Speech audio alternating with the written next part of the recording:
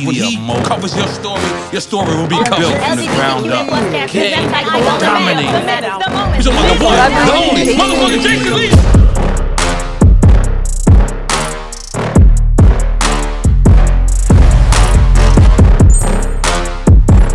Welcome back to an all-new episode of the Jason Lee Show. Now, look, you know we got a lot of stuff going down over here. It could be Cardi B, Carisha, but please, we don't need none of that because today we have somebody who's dominating the internet, who's a rap sensation, and more importantly, now he's contributing to the U.S. population by becoming a father. Welcome, DDG, to the show. Now, most people that watch the show, you know how my relationships play out. Either I'm a friend of theirs or I get into an internet beef. Something happens to get their attention. Let me tell you how I got the attention of DDG. Something was wrong with his Instagram. We literally built a relationship over your Instagram. What was happening? Because I heard from Wack that there was some kind of issue with the algorithm, but I went to your following and you get tons of traffic. Nah, it's like, I kept getting weird notifications saying, oh, this post violates community guidelines, and then they said I was shadow banned. Like, it told me I was shadow banned. Yeah, but your shadow ban is different than mine. My shadow ban is 300, 400 comments. Your shadow ban was still like 8,000. So it depends on what I post though, you know what I'm saying? Like, but it was definitely messed up, but I appreciate you fixing that for me, man. Yeah, well, I have to say, out of all the rappers that I know, your emails are so professional. Did you type the email or is that somebody? I did. Yeah. Okay. No, because, I'll put a rapper on and sometimes it's just like, yo, fix that shit. Your email was, dear Instagram, thank you so much. I mean, it wasn't that proper, but I could tell that you're not just an artist, that you're a businessman. I could tell you're really smart. Yeah, I was valedictorian in high school. I know that. I've done Okay. I was letting you know. DDG, I don't know what interviews you used to do, and I've done a lot of research. Okay, so we cool, good. Cool. Okay, so this is the other thing I know about DDG without knowing all his business, even though I do know a lot of it. I follow you on Snapchat. I don't follow a lot of artists on Snapchat, and I don't even know how I ended up following you on Snapchat.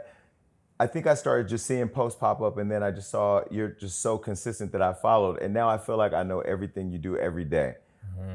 How intentional are you about your Snapchat and social media in general?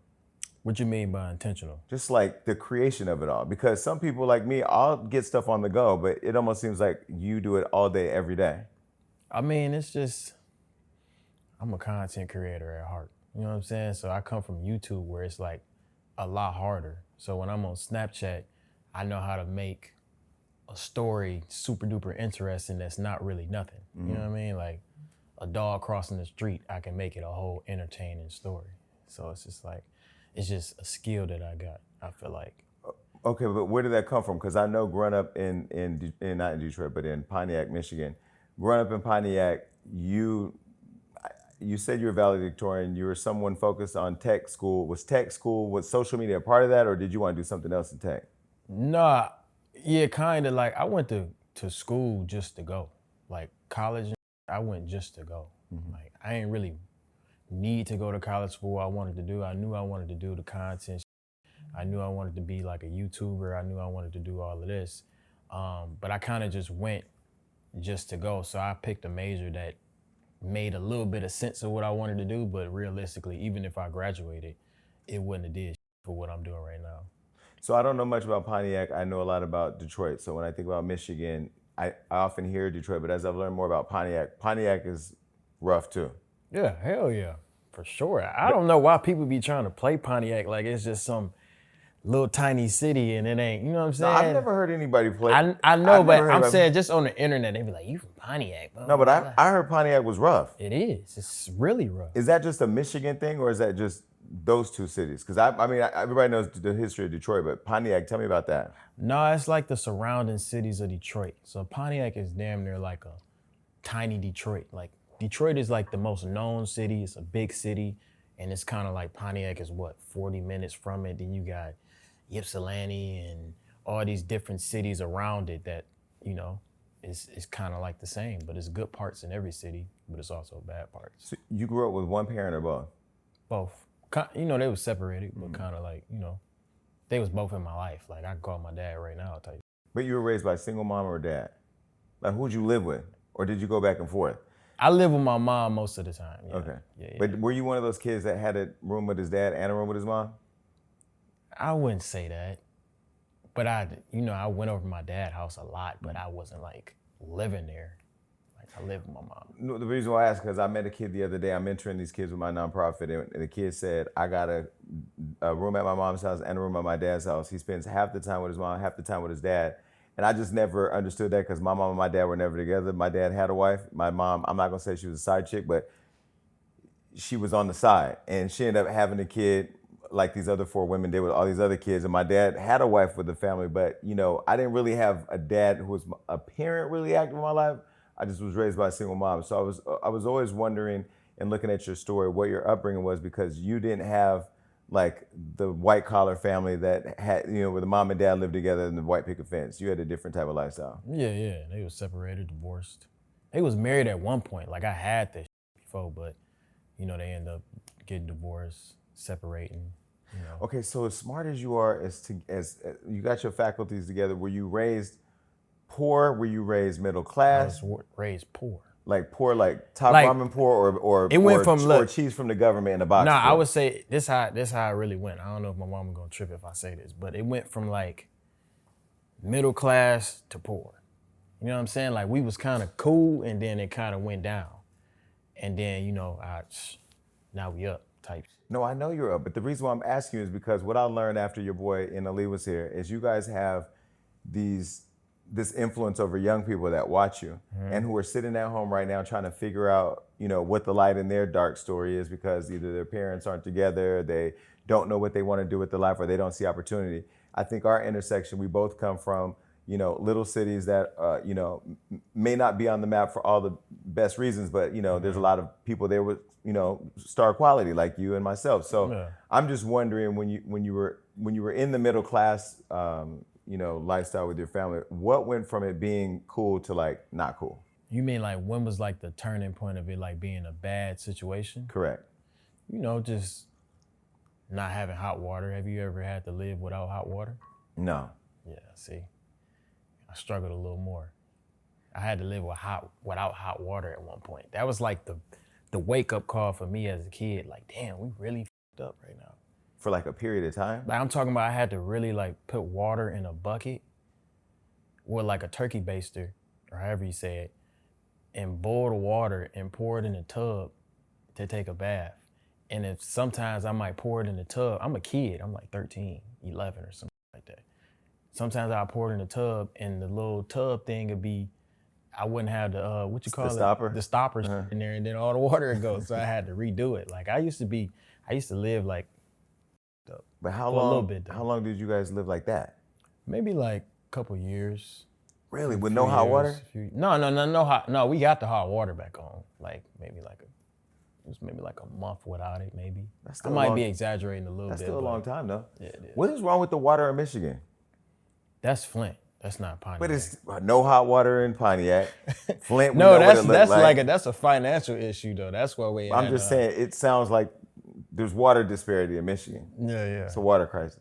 That's Flint though. I don't know nothing about Flint for real, but So then, what was the decline like? What caused your experiences to change? Was it just the environment? Was it stuff with the family? Yeah, definitely. My brother passed. I feel like you was finna try to get to that, wouldn't you? I wasn't going. Yes, you was gonna. Not yet. You was gonna get there, but my brother passed away, so that kind of like opened my mind to be like, I feel like I need to really like change what's going on, and it kind of catapulted like my mindset and where I wanted to go, and that's kind of how I really got into making videos. So what made you think I was gonna go there with your brother? Because you was talking about family and like that. Like, did anything change? I know how y'all be doing, bro. No, let me see. I know how you be doing, bro. No, let me tell you, no gotcha. But I really am like really trying to understand you, because people think with Hollywood Unlocked, people really believe I sit all day on the internet scouring, trying to find out what y'all got going on. I don't even know half the time what's on Hollywood Unlocked. That literally is my business, but this is what I do, and then I own that, but I don't be over there. But I'm intrigued because I'm watching your relationship. I'm watching you, and I'm watching you as a young person in the industry who's navigating through the world of music unlike a lot of the people I know the Queen Latifahs and those people from that era. They didn't have social media. They didn't have, if you saw them at events, you saw them at concerts, and you saw them on TV or in magazines. You didn't see them all day long and what they were doing. Yeah. So I'm interested in knowing, but as I've gotten to know your story, I don't know the upbringing part per se. I do know about the brother, and the reason why I know is because anytime I'm interviewing somebody who comes from an environment where we come from, I had a brother I have 5 brothers, but one of them I lost at 19. So I did want to get there, but I wasn't there yet. Yeah. Okay. The reason why I wanted to know your upbringing and how you were raised, was the streets ever a part of that story? Like, were you in the streets heavy? Were you just around it? Nah, I chose to be out of the streets. I was like, more so like the best of both worlds type of kid. Like my mom loved me. Like I was like nice around the house, you know what I'm saying? Like I got good grades, I had all the girls. Like I did everything but be in the streets. And I was, I could have went down that route, but it just didn't make sense to me. I'm like, why the fuck would I do this? And I could fuck around and die and I don't really make no money for real. You know what I'm saying? It's like, it makes no sense to me. So it was just me being logical and me being like, I kind of want to do something bigger. And, that's just how it is. I feel like being in the streets is a city mindset. You don't really think beyond that. People that be in the streets, they don't really think like, oh, I can make $1 million one day. They think, oh, I can make 100,000 doing this shit, or I can make 10,000. I'm thinking millions at this point. When you're sitting in the house with no hot water, you're still thinking you can get millions of dollars. I mean, no, I was focused on girls and shit. I'm 13, you know what I'm saying? Like, I wasn't really thinking about that, but I'm talking about like around the age, like after my brother passed, around the age 16, 17, I'm about to graduate high school. I'm like, man, I gotta, I'm trying to go up, so. So that's when did your ambition start then? Because that was around the time. That was around the time when content creation on YouTube really started popping, right? Yeah. When, like, my whole name comes from my brother. Like Pontiac made DDG. I know. Stop playing like I don't know your story. I didn't know if you knew that. Like a lot of people don't know that. I'm going to get there, yeah, okay, but cool. I'm going to get there. My bad, I ain't. Because I know you don't really talk about it. Yeah. But I'm going to go there. It's easy for me to talk about now because it's been so long. You know right. what I mean? So it don't really be bothering me like that. But yeah, I got my whole name from him and everything. So we're gonna go there, and the reason we're gonna go there is because and I didn't wear it today, but Joyner Lucas recently, we hung out on New Year's Eve, and he brought me a gift, and the gift was a jewelry box, and I thought he was being funny. I'm like, don't you play? You bring me some jewelry, because me and Joyner be playing around, and I opened it up, and it was a necklace with he had researched online, and he went and found a picture of my brother. And he put it on a pendant, and he almost caught me. He almost saw a thug cry in the middle of Prime 112 because that's like the most sensitive thing in my life. Yeah. But it's happened so long ago. But it's still one of those things where like I've learned how to manage it to a point to where I can control myself. But then there are times where people can kind of get me, Yeah. But no, I'm gonna go there. But I want to know just in terms of the creativity, because I think you inspire so many people and people are following you. And I've been, I know that, like me, you get attacked a lot when you just be minding your business. Yeah. And I just wanted to give space for, just the amount of respect I have for you, not just as I've learned your personal journey, what you've gone through, what you represent, what you could be representing, what you choose to stand on. So I want to honor that. So when you were 16 and you were dreaming up these ideas, when you were going through the dark and despair area of like the no water or whatever, and had a choice to go this way or that way, what kept you focused on, having a better life or a different life than maybe some of the people around you? I really wanted to see my mom live a better life. So, that really was it. I'm like, I want my mama to be able to live in LA one day and have a nice car, you know what I'm saying, and live nice. Cause she did work hard. Like my mom used to work 2 jobs, used to be a manager at Rite Aid, right? Really? And they used to come in and rob that bitch like every week, swear to God. While she's at work? Gunpoint, yes, my mom's at work. She getting held at gunpoint, like crazy shit. Wait, so Pontiac is that wild? Yeah, it's that wild, bro. Niggas be thinking that shit is sweet, bro. It's really like that. Okay, so... But I'm a kid at this time. Like, I'm like 11, 13, but she working 2 jobs and they robbing Rite Aid. She working at Family Dollar. They robbing Family Dollar. Like, my mama, she working hella hard. So then when you're living the right life, with the people around you, did you have friends who were in the streets? Because like I was never in a gang, but I was always all my friends were in gangs. Yeah, like friends, brother, like, you know, that's how the shit be. Yeah. You know, that's what niggas be doing. I just never found interest in it. I'm like, I don't see the point. Like, what the fuck is y'all niggas shooting at each other for? Like, listen, I'm running for city council back home right now, where I moved back, and you know, part of that is the city council's over the police. So I met with the police chief, and I was explaining to him, you know, when I was younger, I did try to sell drugs because my brother, he was a baller. You know, he had the car, he had the lifestyle I wanted. He said, you either gonna get it in school or you're gonna get it from selling dope. I didn't want to go to school, so I tried to sell drugs. I sold drugs one day. I got chased by the police, and I don't like to run like that. You know what I mean? I had asthma at the time. So I learned after I jumped in the garbage and all that, you know, selling dope just is not for me.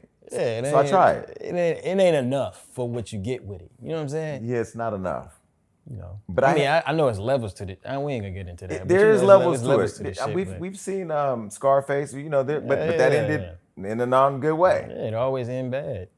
So did you have ambitions to be a star at that age? Because at 15, I loved entertainment, but I didn't know I wanted to be a star. I just loved the entertainment industry. Did you want to be a star? So my first dream job was to be like a game designer and be like a gamer. Like when I first started doing YouTube, I just wanted to play the game. Like I got a channel called Sneak Mode. It's still up too. I hope nobody they probably gonna go see it now, but it's called Sneak Mode.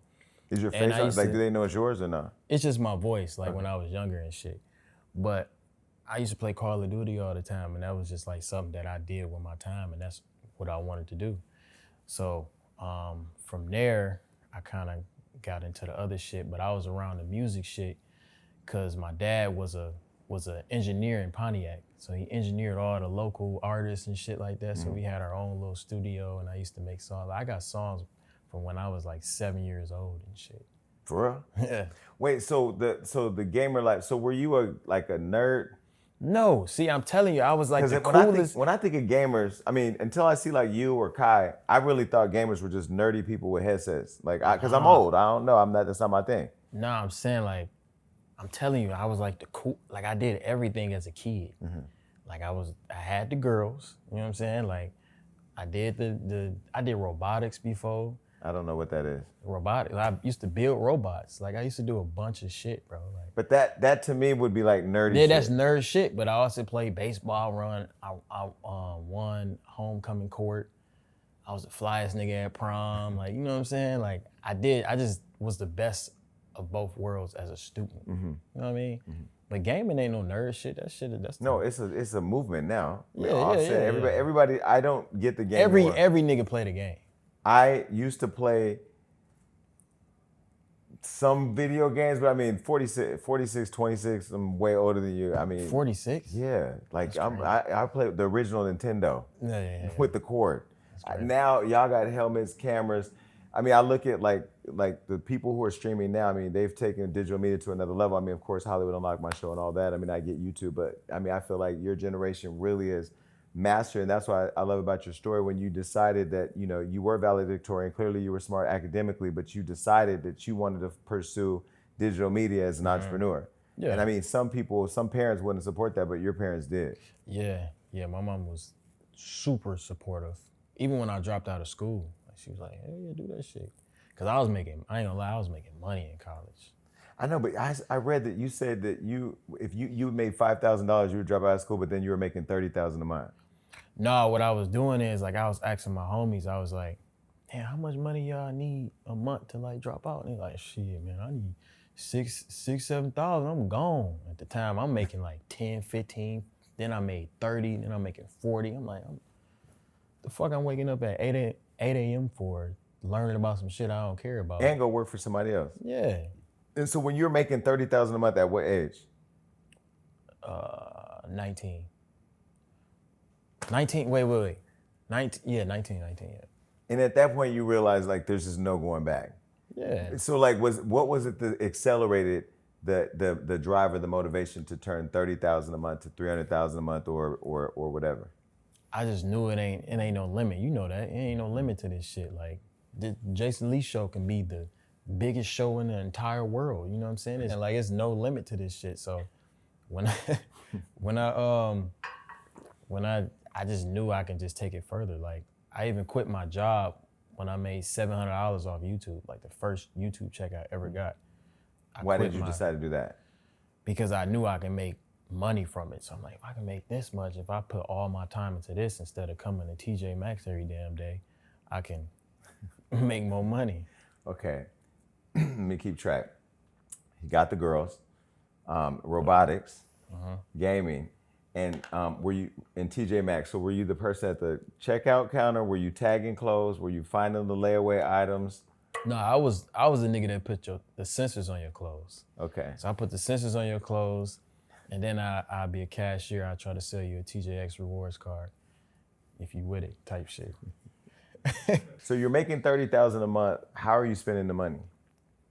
Because $30,000 a month when you ain't got no hot water, going from no hot water and broke as hell in Pontiac, Michigan, to $30,000 a month and can move anywhere you want now and can move any way you want, really. Yeah. Because you still, I mean, $30,000 a month, you weren't buying Cuban links and all that. Yeah, I wasn't going crazy, but coming in with the furry shoes. Yeah, these Balenciagas. I know what it is. Yeah, okay, I mean, we didn't even coordinate this. This is crazy. Yeah.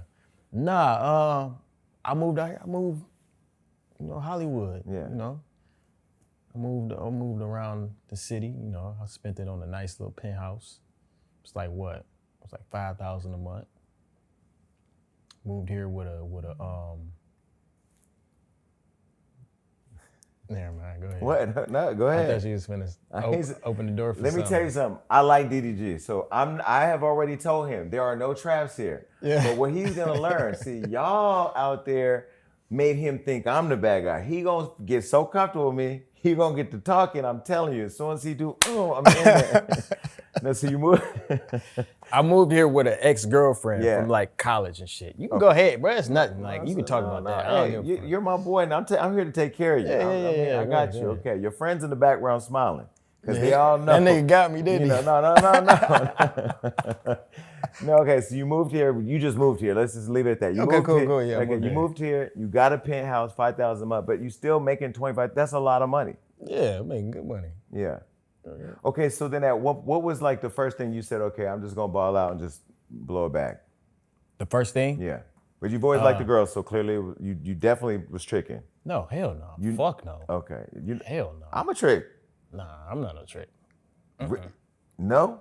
No. Okay. I feel like niggas that trick just ain't got no game. I ain't saying you ain't got no game. I'm not saying, no, I'm not saying that. I'm just saying, niggas, I mean, unless you Floyd got Mayweather be tricking. That's my boy.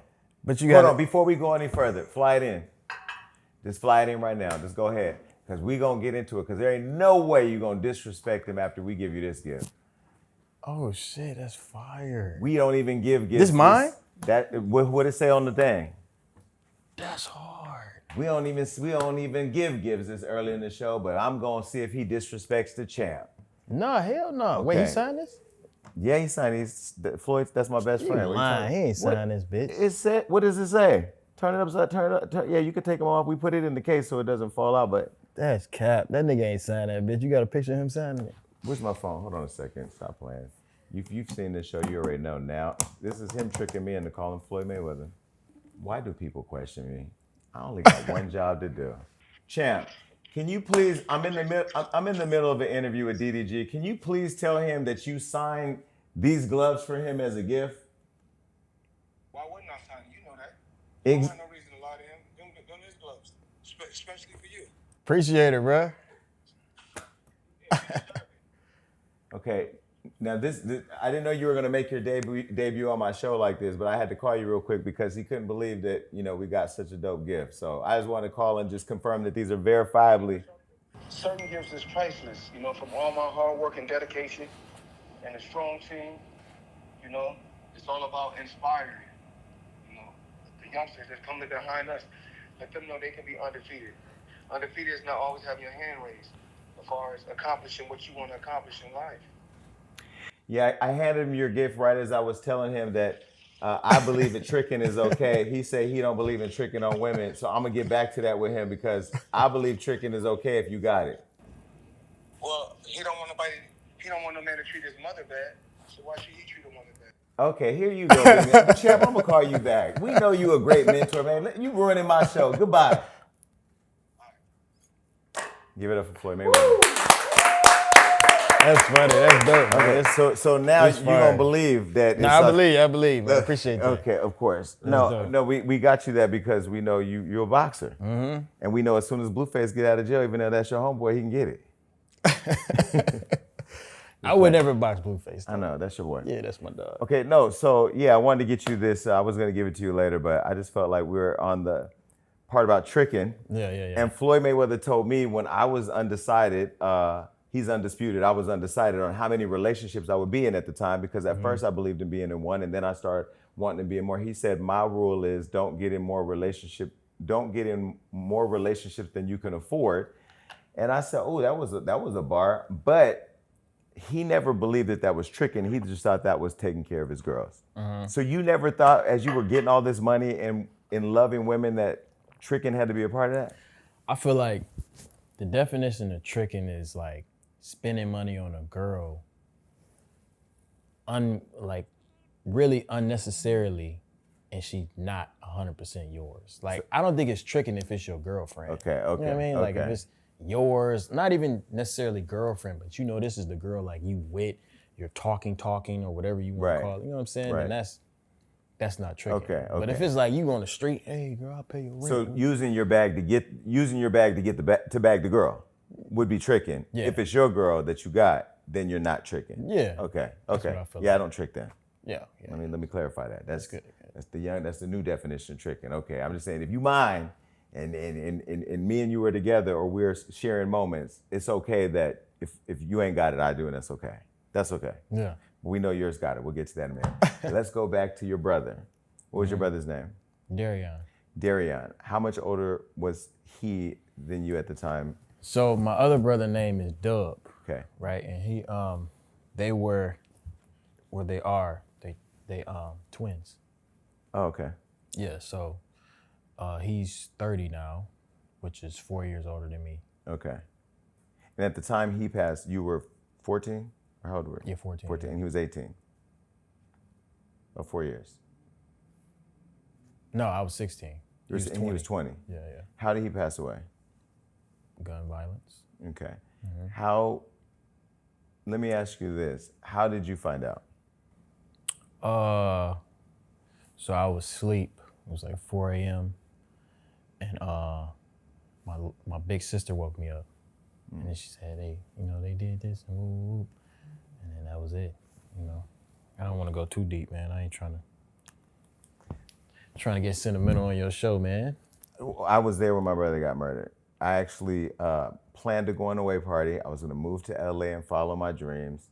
Had a whole going away party, family all there. I wrote a book about it, so I'm a lot stronger now. And he got shot in the head by this girl. And he had nothing to do with whatever she had going on. And when I was researching and looking at your story, I've never talked to somebody who I can say can connect with me on what I went through. But everybody has comforted me trying to tell me they understand what I went through. But more importantly, as I wrote my book, I started seeing so many people read my story like it just changed their life because they had been going through that motion forever and ever and ever. So I wanted to talk to you about how you worked through it. So we don't have to get too much into how it happened and all that. Yeah, it's but cool. like when it happened and you found out about it, how did you deal with reality at such a young age, especially somebody who's exploring all their dreams like I was, and then get through it? It was tough. It was hella hard because, like, me and my brother, like, we, like, hella close now. Like, we, like, super close. Like, I call him for anything. But at the time, like, me and him wasn't that cool. So it was, like, me and my other brother, we was, like, you know what I'm saying? Like, he was, like... You were closer to him? Yeah, I was closer to him at the time. Like, me and... You know how younger siblings is. Y'all used to beef and shit. Yeah. You know how that be. But me and my brother now, we used to low-key beef. But me and my brother that passed, we was like this. Like, he taught me how to drive and all types of shit. So it fucked me up a lot, but really just with time, for real. Like, it hurt me for a long time, but as time went by, I kind of just found a way to just cope with it. Was he in many ways like a father figure?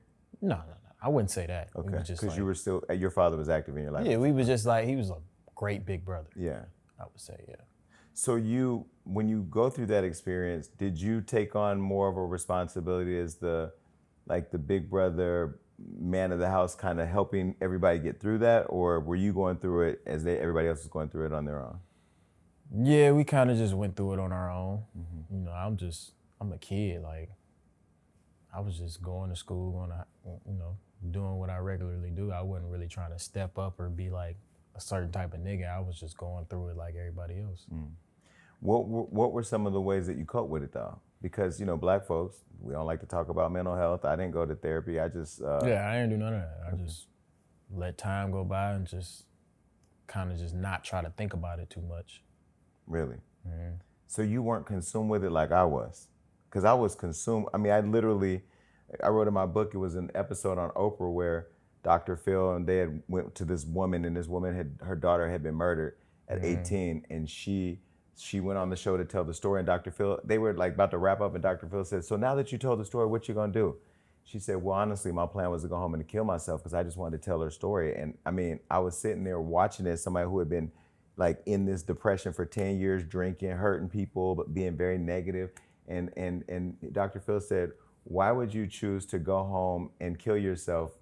And why are you choosing to live in the way your daughter died and not celebrate the 18 years that she was alive? I had forgot all the happy times with my brother, like, cause I was so consumed with the death, you know? And it literally like switched for me, and then everything came about. It was about living for him, you know what I mean? Yeah. So it was That's like a good ass way to think about it. It was literally a switch where I was like, dark cloud, sad, sad, sad. I was mean to people, drinking, gaining tons of weight. And because some way I felt like if I'm not mad, then I'm betraying him. Yeah. Because that was my closest. That was like, he was everything to me, you know? Yeah.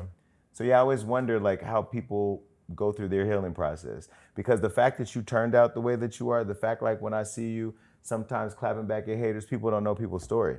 Yeah. You know what I mean? And like we could have went that way. Yeah. You know?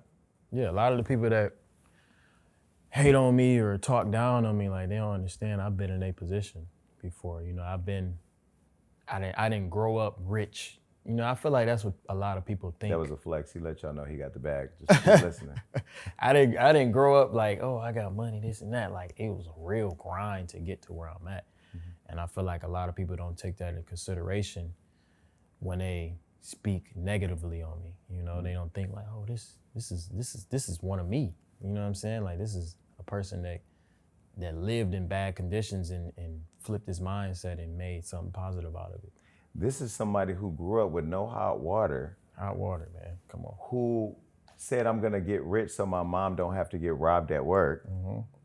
And who... Let me clarify that though. She ain't necessarily Mom, we know you at home right now, got all that money, cause y'all done they robbed the store. They didn't rob Mom her. was at the counter, doing her thing. Look, I'm gonna let you get some credit for what you did for your family. Yeah. See, this is the problem I have with black folks. Soon as y'all get some compliments, here we go trying to throw in the, oh no, it wasn't all that. You looked after your family. Yeah, I did. Okay, well, nigga, let me. I mean, but you know how niggas gonna be. They gonna be like, you know how they gonna be. I know. Where's the dude that robbed her at? Why you ain't do nothing? I was 11. That's nigga, not like, your what the fuck? But that's the thing. Yeah. What you represent and who you are right now to the culture is not to align with that narrative that we got to go kill everybody when stuff goes down. Yeah, I know. I don't give a fuck for real. It's just, Okay. But how are you friends with Wack 100? Because Wack is a thug. Wack, you're a big old bully. You are internet. You are just something else. And I love Wack. You know, Wack just recently donated 8,000 diapers to like families back in my community. But he'll go online and start calling people rats all day long. Yeah. Wack was the one that called me for you. How did y'all link up? Through Blueface. Okay. But Wack is a good dude. He's a great dude. Yeah, he's a good dude. I just feel like online he kind of like a little different. But I feel like when you really get to know Wack, it's like, this is actually a good nigga. You know what I'm saying? But I don't think Wack wants people to know he's like a good nigga. Like Wack does what he does online, but behind the scenes, he really does like care and look out for people. Yeah, I feel like it's kind of the same as me, but he had a much more negative scale than me, but he a good nigga. Okay, back to your brother. Did his death motivate you to go in? Did it give you purpose? Did it give you a different lens at life?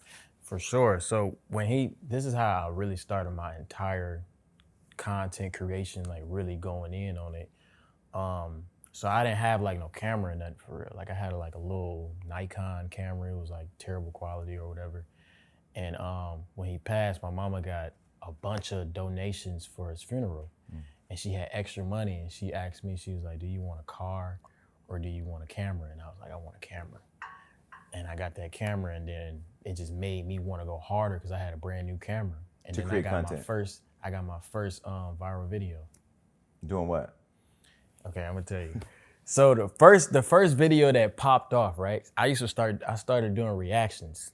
The first video that popped off, it was like, I reacted to Nicki Minaj Anaconda. And Okay. it got like, I think it got like, how many views it get? It got like 50,000 views or some shit. At the time, I got fucking 300 subscribers, you know what I mean? So that's like a big deal for me. So I got hella subscribers, and after that, I reacted to these Korean rappers, and it was They have a huge fan base. Yeah. I reacted to that. 2 million views, went from 500 subscribers to fucking 15, 20,000, and then from there, like, I was getting noticed on the street. You the dude that reacted to that? So did you start studying the algorithms and studying like, okay, that stuck, so let me keep doing that? Like, were you that intended, or were you just throwing content at the wall No. and see what stuck? I used to watch reactions, so I knew that reactions was like a thing back then. So I'm like, okay, let me go ahead and do this, because you kind of just feed off of the views that the artist is already getting. So when you react to it, if your energy is big as the video or bigger than the video that they putting out, it's like you gaining they fans type shit. Right. Okay, so you're making all the money now. The drive is there. You're making $30,000 a month. You're moving to LA. We're not gonna say who you move with, because we agreed to keep moving. You're making the money. You're not blowing it on anything crazy. When did you start blowing money on stuff crazy? Like, when did you start with the jewelry?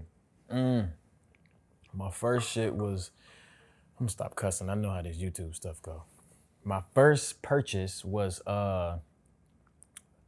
it was a little Cuban link. It was like super small, kind of got. I spent 20,000 on it.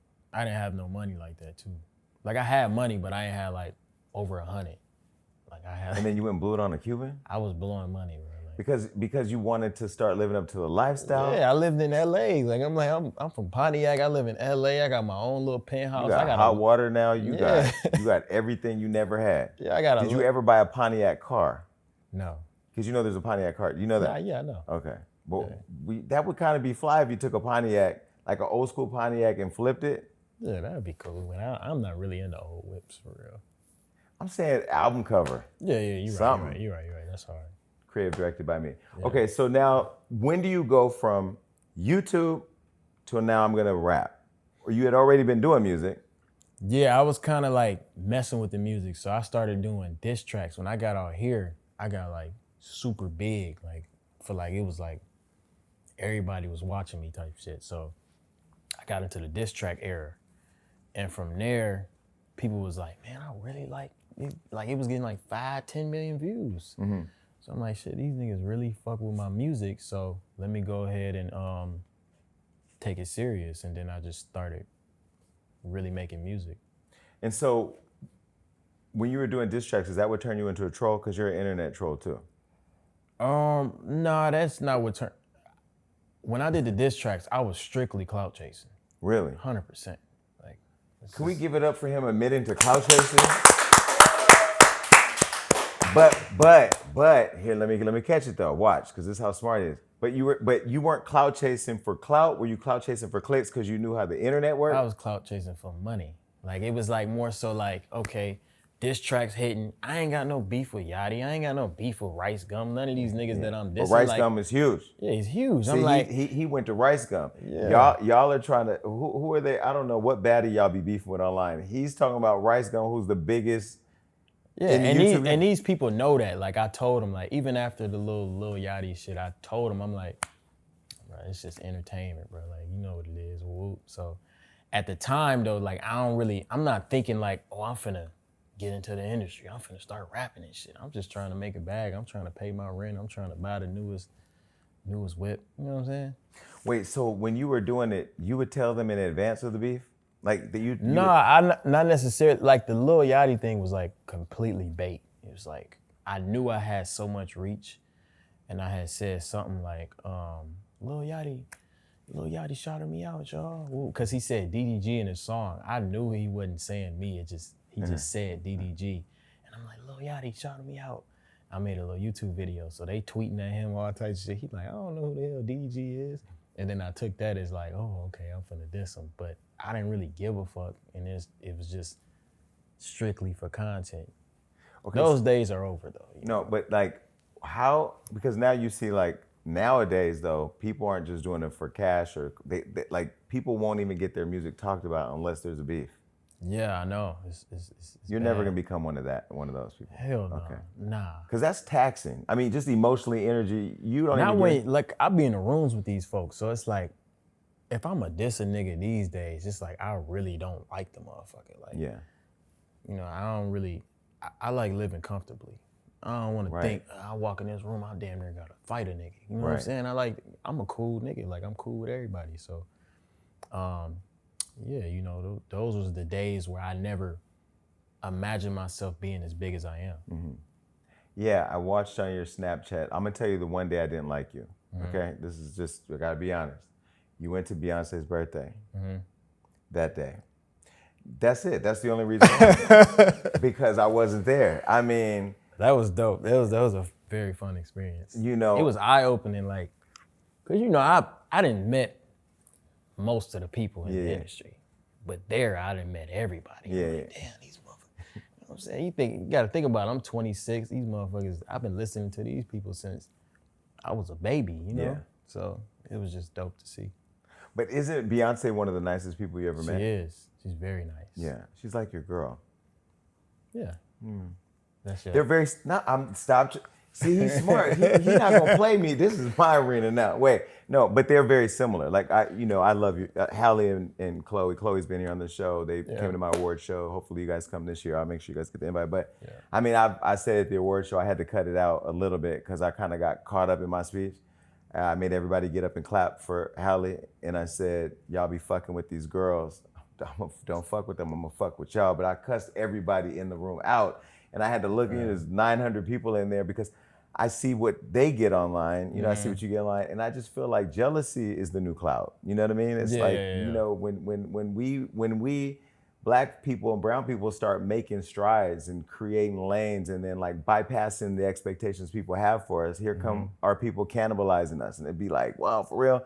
So I saw the hate that Halle was getting when she became, you know, the first Black Little Mermaid. And I'm like, just want to just protect them, you know? Because they're good people. So when you're in the room with Beyonce and Jay-Z, and now you and Halle are like, you know, the next generation of that to come, when you're around that kind of energy as somebody who still thinks, you know, I come from Pontiac, I come from humble beginnings, I've survived a lot of shit, I pursued my dreams, never thought my dreams would be this big because I'm in the room with these people, how does it feel? Like, does it remind you of like the journey, or how does it inspire you to keep going? Yeah, it's very, very inspiring. It's like very motivational to see like, you know, when you by yourself and you chilling, you think like, I'm that nigga. You know what I'm saying? And then you go around people that's that nigga. You know what I'm saying? So it's just inspiring to see the different levels of success you can get to. And yeah, it's dope. It's amazing. So did Jay-Z talk to you? Like, yeah. What do you guys talk about? I only talked to him a few times. It ain't like I text him and call him and shit like that. But he had conversations. Like when I do see him, I try to ask him for like advice, a little bit of game, a little bit of advice. So I'd be like, man, you know, like what advice you would give me, bro? You know, that's Jay-Z. So it's like I ain't gonna see him every day. But does he give you any advice? Has he given you any advice? Yeah, he gave me advice before. He said like, I asked him at the birthday party actually. I was like, what advice could you give me as an artist? And he was like, he gave me like an analogy. He was like, if people go to a Chinese restaurant, they expecting Chinese food. You know what I'm saying? So give the people what they came for, type shit. So I kind of had to, you know what I'm saying? Pay attention. Yeah. But why not ask him, okay, well, when you went to the Chinese store, Jay, how did you get the partnership with NFL? Put me onto the game, like, put me onto that. Like, you know what I mean? Like, okay, Chinese food is cool, but he eating a different type of thing over there with the NFL. Because I mean, I think the biggest advice people like that can give us even though him and I are probably closer in age than you and him, is the game. Yeah. You know? So like, do you have mentors? Because Floyd is my mentor. Floyd literally, when I first started all of what I wanted to do, I said, man, you know, I really want to do this. He said, man, you already the Floyd Mayweather media. I said, man, nobody even know what I'm doing yet. He said, being number one is a mentality, it ain't a fact. So if you believe it, who's gonna tell you? Everybody tell me Muhammad Ali is number one, Tyson's number one. I'm number one. I'm the best ever. I'm the money team. I'm like, okay. So his belief, just that confidence gave me this thing where I'm like, I came in the game saying I'm the king of the internet. They were like, no, you're not. So everybody's been trying to prove that I'm not, but I'm like, yeah, I really am. Yeah. So do you have mentors like that give you game? And if so, who and what have they told you? I don't have no mentors. That's the issue I think I got. I feel like I need a mentor, but I'm very self-sufficient. So I feel like, you know, it's kind of like me fighting myself to not really look into nobody for advice and shit like that all the time. But is that pride? It ain't pride. It ain't pride. It's just I don't know if you know, but I'm hella introverted, bro. Yeah. Like I don't really be talking to niggas like that. On the camera though, you know what I'm saying? I know that's work. Yeah. That's a part of the job. So I'm like, I know how to entertain, but like in these settings, in these rooms, I'm really to myself for real. So But why? I don't know, bro. See, like it's just, wait, hold on, let me look. You're a Libra. That's why. Yeah. Because Cardi B is the same exact way, which is the most annoying thing because I'm like, I'm gonna tell y'all a story that I ain't told nobody. I'm at a party in Miami and it's the Weeknd's party. And I see the Weeknd over there with all the girls, whatever. And I walk with my friends and I'm a huge Weeknd fan. And he comes over and he says, hey man, I'm a fan of your work. And I lost it. I was like, what? So we get to talking. I'm like, man, I'm asking him his story and he's telling me his story. Very humble beginnings like you and I. And then I said, man, I would love to like keep in touch. You know, you got an assistant or something like that? He said, man, take my number. I said, okay, I could take it. So the Weeknd gives me his number and I start talking to him immediately because I look, Cardi B, you should do something with Cardi B's, man. I love Cardi B. I put him in a text together. She never called him back. She's just very much like that. What is that a Libra thing or is that just, what is that? I think it is. I don't know if it's a Libra thing. I think it's just like being overly humble. I feel like that's what it is. Like I'm very humble mentally. You know, on the internet it might look like I'm like super arrogant or woo, but like in my mind I'm telling myself, you ain't really shit yet. You gotta go Still hard. right now? Right now, yeah. I still tell myself that. But is that humility or is that, because you know, imposter syndrome is another thing too. I saw you last night. Okay, so last night we went to a Grammy event. I went to a Grammy event. I didn't go. I'm not gonna act like I was riding in the Maybach with him and this girl. But I went to the Grammy Black Music Collective. Shout out to Ryan Butler and those folks at the Recording Academy. And you walked in with your girl, and everybody was watching you all. But you all were off to the side, just kind of doing your thing. And people were coming up to you, and you were very hospitable. But like, y'all could have worked that whole room if you wanted to, and you were just off to yourselves. Yeah, bro. Maybe I should have went to school for communications or something, man. No, you don't. You just need to walk in with BDE like I'm DDG. What's up? I mean, that's not your character. That's something I can honestly say like I need to work on. All right. So you were there at the event last night. Do you like or dislike being in celebrity shit like that? Those rooms? Nah, it's cool. I like it. Okay. It's a fun experience. It's dope. Have you met anybody yet that you don't like in the entertainment business? That's either been rude, that's not giving you what you expect, that didn't rise to expectation, or just was somebody that? Nah. I would tell you, nah. I haven't met nobody. Mine was Lauryn Hill, bless her heart. Okay, so now you're in the room. You're in the room. What happened with you and Lauryn? Well, she was just rude, but maybe it was mental health day. I don't know. I wish her the best. She's somebody that, you know, growing up, Nas, Lauryn Hill, Queen Latifah, like the Fugees, the Wu-Tang Clan, that was our thing. She just didn't measure up to what I expected. She was kind of rude, but you know, God bless her. So you're okay being in the rooms. Jay-Z gives you some game, but we're gonna get some more. Now you're trolling on social media, because I do see on Snapchat, I don't look at you as arrogant, but you do be trolling. Do you do that because you know that's gonna get people going? Or why do you do it? Like, I'm like an unintentional comedian, bro. Like, I know it's funny. To me, I post whatever I think is funny. Like, before I post something, I literally laugh at it and then I post it. Like, so I don't be, you talking about like when I post about like arrogant shit, like prices and all that other shit? No, like when you post like a sonogram. Oh yeah. I mean, But now you troll and people know you troll. So when you post that, we all thought you was trolling, but that was the real deal. no, that was fake, bro. Oh, was it? Yeah, I got that shit off Google, and I seen it went crazy on Twitter too. Like, oh, he really, we thought he was April Fool's him, but he really got that shit off Google. We didn't know at that point. We didn't know she was pregnant. No, I know, because yesterday when I saw your girl, I said, first of all, you were at my award show pregnant and didn't tell me. And she was like, well, we didn't know. I'm like, okay, Halle. You know, I'm never, to me, she's an angel, so I'm never just gonna say you lied, but okay. Yeah. You know, yeah, so the sonogram thing, that wasn't a real sonogram. No, I got that up. You can literally look up ultrasound on Google and find that same picture.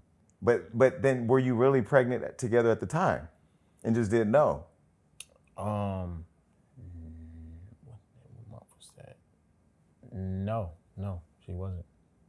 Okay, so you decide you're young, you're in the middle of your career, you're making the money, you're famous already, and then you meet Halle, and then you guys fall in love. Is it immediate? Yeah, it was kind of like, it was a breath of fresh air. Was it really?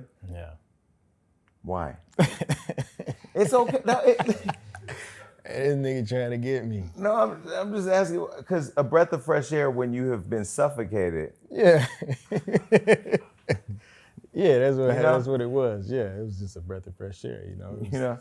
It was very different from what I was used to. You know, his friends in the background, they trying to hold him down. They a little way away.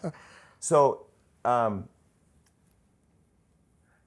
was that your first real love?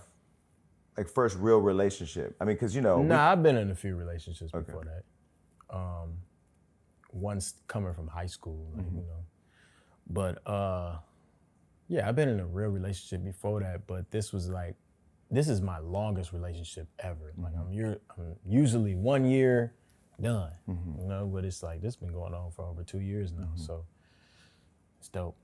What was the breath of fresh air? Just meeting somebody that was like very humble, nice, and we kind of like alike in terms of like what we like. Like we laugh together, we do like that's like damn near my best friend. So we just talk all the time, we kick it. Like it's like very easy, to have a good time. You both are very like this too, like calm. Yeah. Is it always like that, or when you're together? Halle's a comedian. Like, yeah, people don't know that. I get to experience that. Her family gets to experience that. But like me and her, we laugh together I feel like that's like the biggest thing in a relationship for me. Funny. But I feel like you guys vacation a lot together too. Every time I go on Snapchat, you guys, you went to Paris Fashion Week, I followed that. You were on an island somewhere tropical, I followed that. That was the baby moon. Yeah, I feel like you guys are you guys always together? Like you enjoy being together, enjoy just spending quality time? Yeah, like we together every day, so it's. Okay, so he's being very tight-lipped because he don't know where I'm gonna go. Don't worry about it. You can go wherever you gotta go. I'm a. Chloe and Halle, I think one of the things they had the hardest thing with is you see Chloe, she dates Gunna. Then you see Halle, she dates a rapper. People think rappers, whatever they think. You clearly are not the idea that people think, rappers gotta be this or that or negative. This, I mean, rappers are human beings who have love and need love to give, right? So my question is, do you think people, when it came to your relationship with Halle, had an expectation of her and Chloe to not be dating rappers because of how they portray their image? Because they both from the South, so they both can get a little ratchet. I've been around Chloe a couple times. I mean, I feel like the rap image or whatever is just like smoke and mirrors. It's just it's work. You know what I'm saying? Like, Gunna a good nigga. Like, I'm a good nigga. Like, these people that they are involving themselves with are good people. It's just the line of work that we're in is looked at a certain way. You know what I mean? Like, if I tell you I got an OnlyFans, you gonna automatically think, oh, this nigga on here, he out here fucking girls on there. But I'm teaching people how to do YouTube. You know what I'm saying? Like, it's just like the line of work that you in, they automatically assume that it's something bad. So I feel like, I don't know, but I feel like people definitely envision I'm gonna just speak on Halle, but envision her to be with somebody else. I don't know, you know. Do you think there was an unfair expectation put on her in terms of who she was supposed to be with? Because I think you're supposed to be with who you fall in love with. Yeah, it's fans, bro. You gotta think about it. These folks at the crib on their phone just looking at shit, they don't really know what's really going on, nor do they honestly care. It's just like, we just on the phone just having fun. Like, I can imagine like a bunch of fan pages being at one school and they all link up together and talk shit together. Like, it's just, I feel like they do that shit for fun. So one of you posted the 50 Cent song and the other one liked that song and slid. It was you or slid or she slid? I slid. So you slid. So you, having not been able to breathe because you were being suffocated in other relationships. Mm-hmm. Yeah. So you slide on this gas mask, right, to protect you from this toxic poison. Did you think she would slide back? Stop laughing. Y'all gonna make it worse for her. Did you think she would slide back? Yes, because she followed me. Right after you slid? No, she was following me. I didn't know. It was a fan page on Twitter. They was like, Halle Bailey following you. Follow her back. I'm like, dude, at this time, I'm trying to, you know what I'm saying? I'm trying to move on type shit. So I'm like, oh shit, okay, cool. Wait, you had the U-Haul truck outside, loading it up. I told him if you loading it up, dog was in the front seat, car was running. Yeah, I was trying to go. Okay.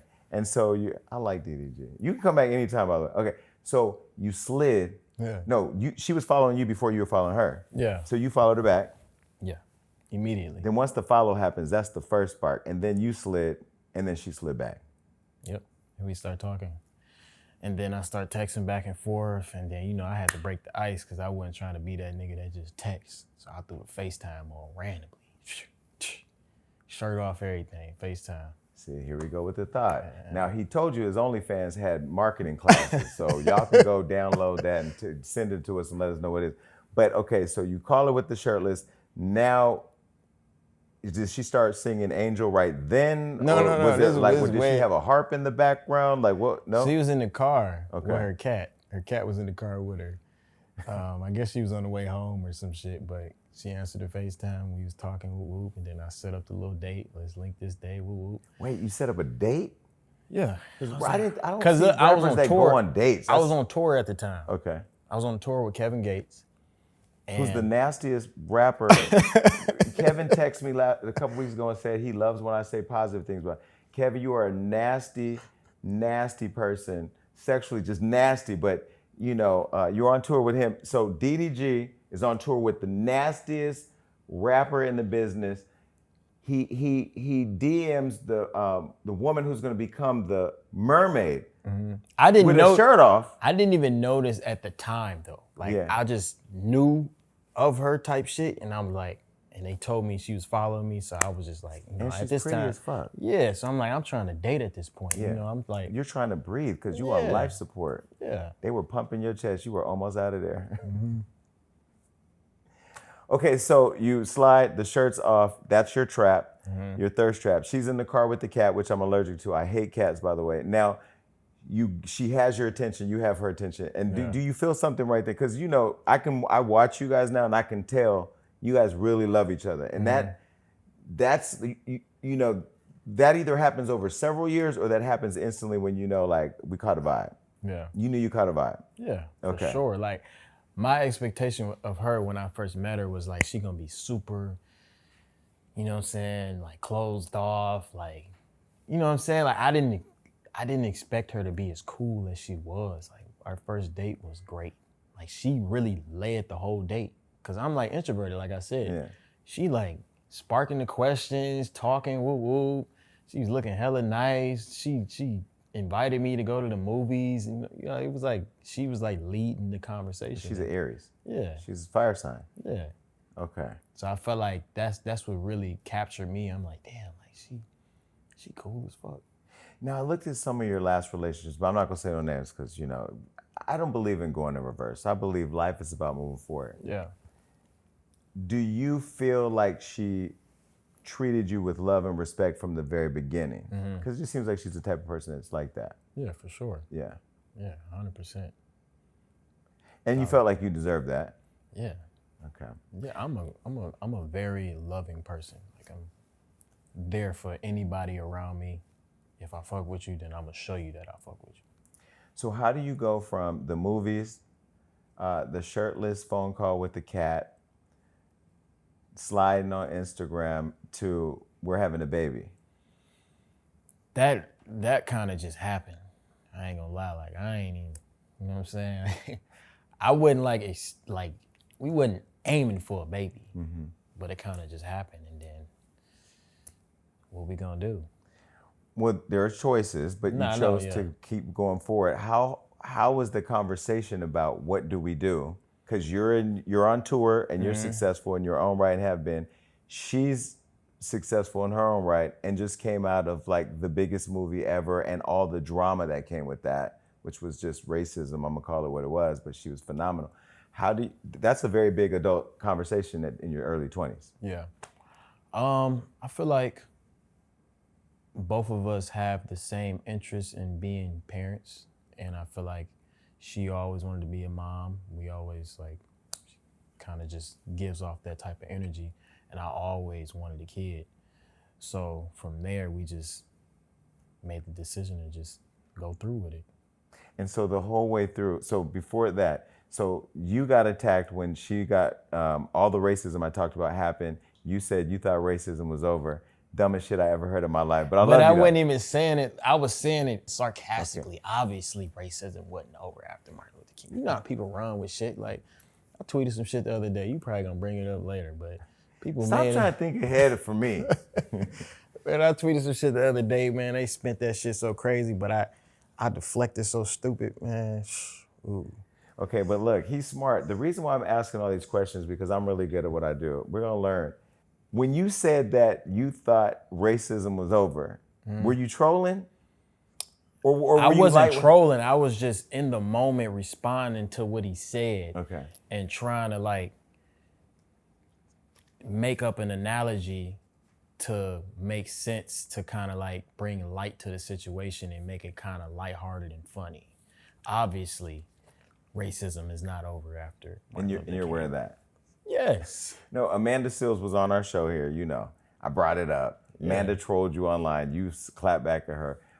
When she said what she said about you, that Halle shouldn't be with you because whatever, did you feel like that was necessary, or did you feel like it was just super unnecessary? Then she had tour dates in the comments trying to sell tickets. I feel like that shit was dummy lame. I feel like that was probably the lamest shit. I didn't know who she was until that. But I'm like, damn, that's hella lame. That's really lame. Was that the clout chase stuff that you talked about earlier? Yeah, because why are you making an Instagram video on I could see if it was a story. You know, a little story, then Shade Room reposted it. I'm talking about full-blown posts, stand up, top of the feed, with the tour dates in the comments. Free promo. Yeah, that's doing way too much. Okay, so if Amanda Seales is watching right now, she can understand that racism did not stop after Martin Luther King. Yeah. But you still thought what she said was lame. It was very lame. I feel like it was very unnecessary. I feel like it's a different type of respect level where you're in the industry. When you're making money, doing whatever entertainment thing that you're doing, and you're at whatever level you're at, we all kind of in the same bubble. You know what I'm saying? It's okay, we got a respect for one another. You don't see artists speaking on other artists' drama, unless they beefing or some shit. But you don't hear oh, I don't know why Rihanna with ASAP, and you don't see nobody that's at a certain level saying that type of shit. You know what I mean? Well, shout out. By the way, Rihanna and Rocky, I know you're watching because you watch the show. He actually has the Fenty stuff that y'all sent me for the chapstick. That's actually really good product. Yeah, tell Rihanna send me some, man. I really watch it. Tell her. Yeah, I fuck with her shit, man. Yeah. I did a whole little TikTok trying her stuff out. I didn't even know I use chapstick every day, and I rather use Fenty. I didn't even know that the Fenty chapstick was going viral on TikTok until she told me. Did you see on TikTok that there's a whole thing that people can't find it? I'm not on TikTok. I mean, I am on TikTok. I go viral for the shit I be doing here. I don't be looking. Yeah. Okay, I'll get you some. When you see Amanda Seales criticize your relationship and say, Halle shouldn't be with him. Okay. Because he doesn't know that slavery still, I mean not slavery, but racism is still a real thing. Or people may criticize your relationship and question why is she with him, or people say why are you with her? How does that translate in your relationship? Okay, yeah. Like, do you all talk about it, or do you just say fuck it? We don't really care. Like, the way we act together in person is not the same as online. Like, I feel like it's more like me and her like really got a close relationship. So it's like they don't really know us. They don't know me. They don't know her. They don't know how we interact. They don't know what's really going on in real life. People just go off what they see on the blog or internet. And we understand that. We have a very clear understanding of what's real and what's not. And where you stand. Yeah. What was the journey to getting grounded in that though? Because being young, both being attractive, both being successful, having lots of millions of followers, there's a lot of distractions that could happen. Yeah, it wasn't really I feel like we got it from the jump. Mm-hmm.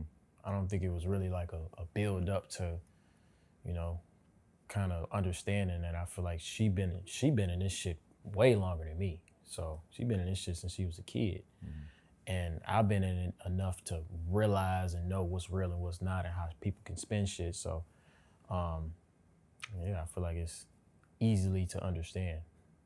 When she got into the movie Little Mermaid and just blew up, did you ever question if that meteoric fame or that meteoric rise would compromise what you guys have? Mm-mm. No. No. Because some people who are just chasing fame, they let that shit get to their minds. Like, it would bother them. No. I know her too well. No. I never thought that for a second, I give you a little layup. I did kind of I played with the internet for a little bit. I made a little song, and I kind of was acting like I was like hella insecure about some shit. And they ate you up for that too. They got on my ass. But sure. Did you do that? But you know what I was trying to, I intentionally did it because I'm like, you know what? These folks they millions of tweets, millions of views, impressions, everything talking about me and her, you know what I'm saying, being with the dude and shit. Let me go ahead and play with these niggas and you know how it goes. So you go from the dates and all that, and now you have the baby, and now you all are trying to cover it up. And people are on your asses trying to catch it. And you're on vacation, and we're looking at that Snapchat every frame by frame, because you record everything. This is before she got on. Now she's on too, so now I'm following both accounts. Yeah. How meticulous were you guys about covering this up? And why keep it so secret when people start speculating? I think it was more so like people was already giving us negative vibes. So it was like, why let them know and then make her pregnancy stressful? Mm-hmm. Cause you gotta think about it. That's a very sensitive time. Like you get overly stressed, you can fuck around, have a miscarriage. Mm-hmm. So we was like, let's keep it a secret. And weird shit was happening, like paparazzi. We went to a damn doctor's appointment. Regular people, like, you know what I'm saying? Just walking down the street. But you're not regular people though. I know that, but in your mind, you know what I'm saying? Nigga, I ain't Beyonce. You know what I'm saying? I feel like it wasn't that big of a deal for people to really be, you know what I'm saying? So when I seen the picture, I'm like, this is weird. So that kind of blew our little cover a little bit. But as long as you don't, I figured out with the internet, as long as you don't respond, bro, it ain't real. Facts. Like if we would have never said nothing, if you would have said anything, it would have died. To this day, y'all wouldn't even know I had a kid if nobody would have said nothing. Okay, so when they're chasing you down, when you're having to come up with different outfits, when you have to actually think about content, who's around, right? You're not just letting everybody in your personal business. Does that start to make you not like the fame, not like the celebrity, not like the work that you're doing?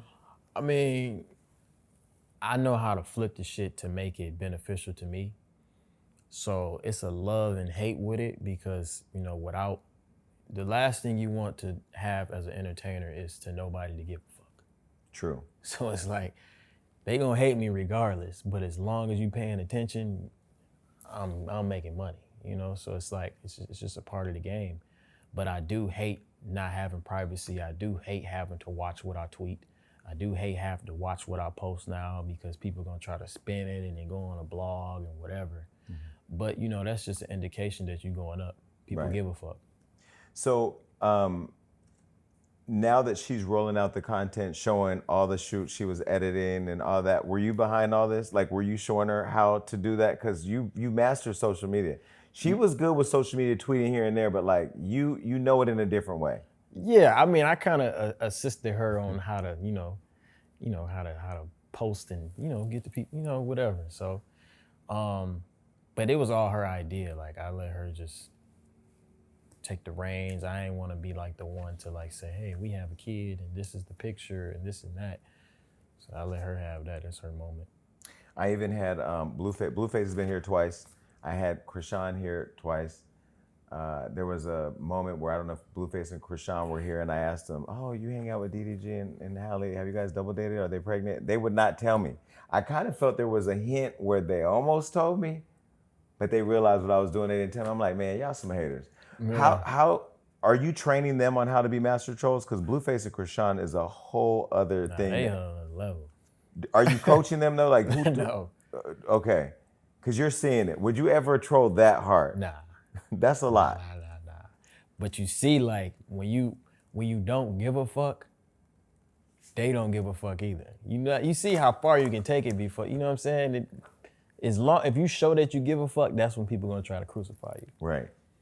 But then there's inviting everybody like that into your business because like Blueface will FaceTime me and say, "You're welcome to the circus. You're a part of it too." I go, I ain't a part of that. I'm not stepping in that. But how did you guys all become so close? Because you're the only person to get him to rap on beat. Yeah, that's what people say. But it was just like, so he hit me up to get on the song to remix the Moonwalking. I believe we met before that though. Yeah, we hung out a few times before that. But then he hit me up to get on the remix. And at first I'm thinking like, Blueface on this song? That kind of don't really. I'm thinking like a West Coast beat. You know what I'm saying? I'm like, we can do something else. But I was like, fuck it, let's just go. So I went to the studio and I pulled up and he actually made like the points where he come in at. Cause I was like, let's just take off my whole second verse and then you hop on it. He was like, nah, we're gonna come right here. I'm gonna come in and you gonna come back in and I'm gonna come in right here. I'm like, all right, bet. He rapped on it. I'm like, damn, this shit hard, what the fuck? And then I'm thinking like I'm finna turn it into my label and you know what I'm saying, get the proper clearance and shit. This nigga leaked. Not with this circus. This nigga right leaked to the internet. That nigga leaked the whole song the next day, but it went up. Yeah. So then I'm scrambling to try to shoot the video and put it out and shit. And then I think from us making that song and us getting a hit together, we just became really good friends. Are you gonna be Krishan Jr.'s godfather? I mean, I don't know nothing about that situation, to be honest. So, I ain't got nothing to do. He's so media trained. Okay. What relationship advice, if you had to give Blueface and Krishan relationship advice, what would you give them? Individually? Yeah. I would say the internet is definitely,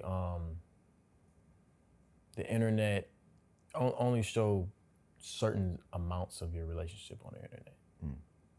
Because a lot of opinions of other people could alter how you think about a person or make you feel some type of way about a person when it might not even be that. Halle was singing Angel, and she's talked about Halo in the song. Was that about your kid, or was that? No.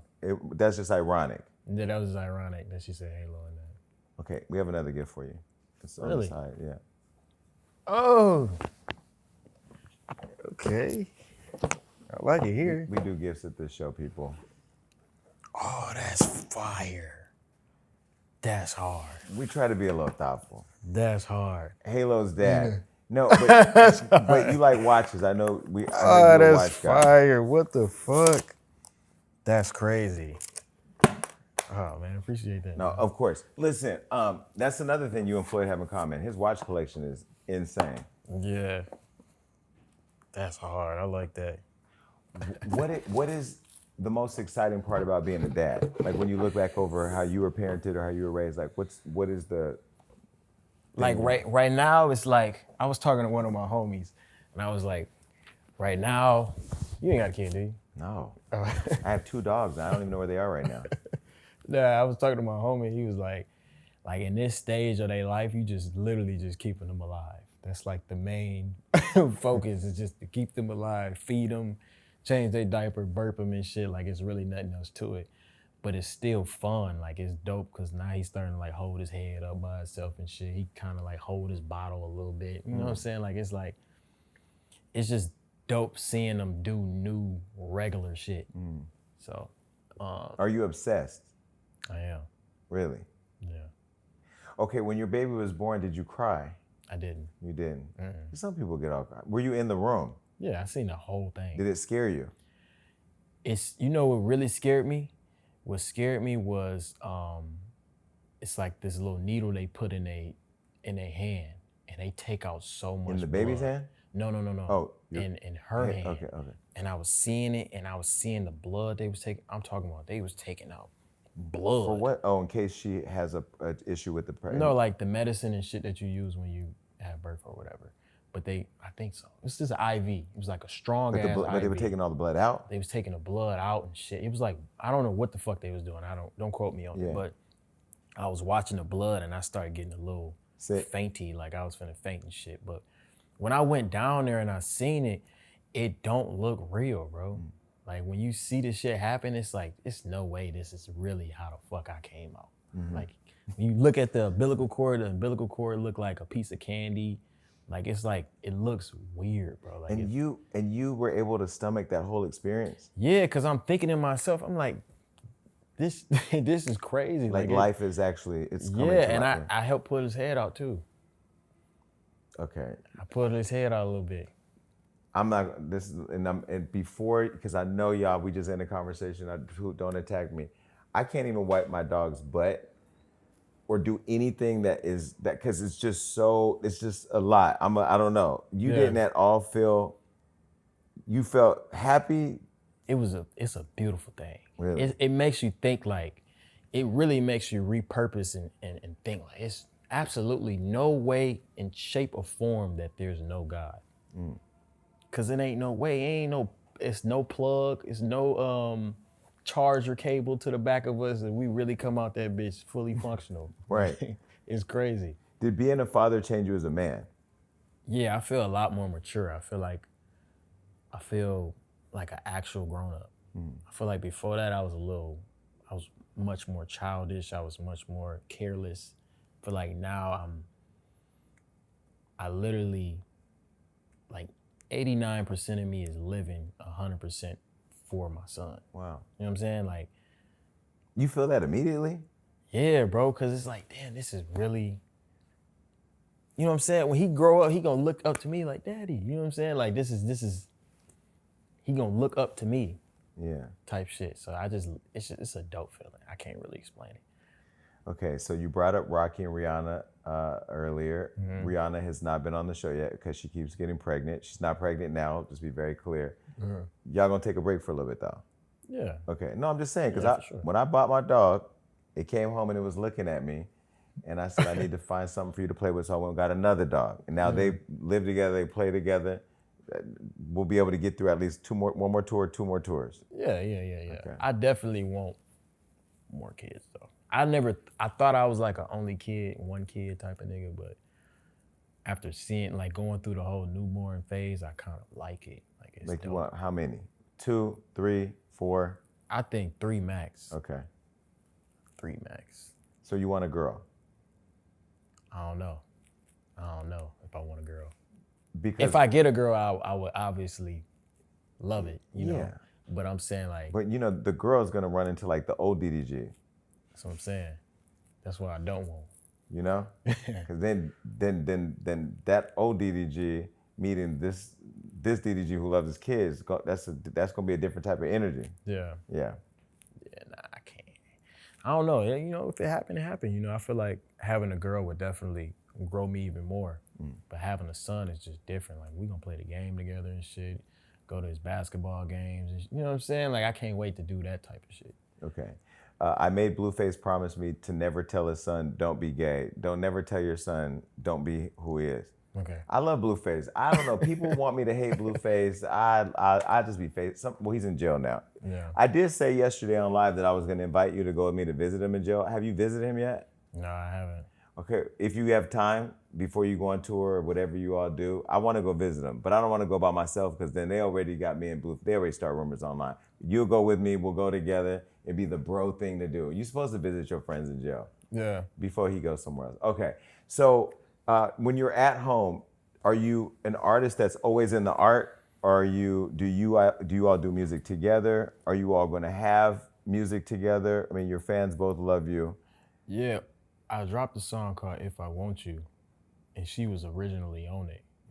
But then I was like, I don't want her to come out with her on it because she ain't even dropped her Angel, which is nominated for a Grammy. Fire. You know what I'm saying? Love that song. So I played it. I don't know how to play the harp, but I might buy one just because of that girl who was there playing that damn harp with her. Yeah, I didn't want to like have that moment, and she was with it, but I didn't really want to have that moment. I'm like, Why? Because it's like. But that moment wasn't for you. That was for us. Yeah, but that's like damn near taking advantage in a way. I feel like that wasn't my moment. How? Jay-Z and Beyonce, you went to the birthday party. How many songs they got? Upgrade You. Beyonce. But I'm saying Beyonce. Beyonce dropped her own music before she got on a song with Jay-Z. You know. Right, but Halle's already Halle, and you're already you. Yeah. You need to stop overthinking. Just put the shit out. Let the art hit. Let us consume it. Let us fall in love with it, and then she gonna do it. You think there's a move that you could make that's gonna throw off what y'all gonna do? Nah, that was just me. I'm just thinking like I don't want to. It's cool. I don't want to take that moment, but we definitely have a song. She did a fire ass verse, and the song probably damn near be nominated if that bitch would have came out. You know what's so crazy? Everybody's watching this interview because I know my audience, and everybody's falling in love with you.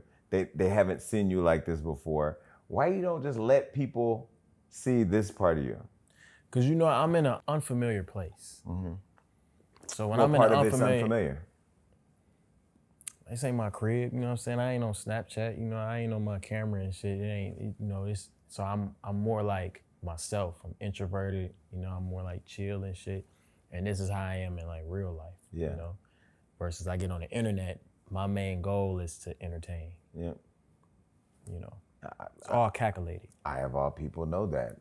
People run into me all the time. They're like, "What's the tea?" I'm like, "This is English breakfast." I don't know the tea. Like, I don't live in that all.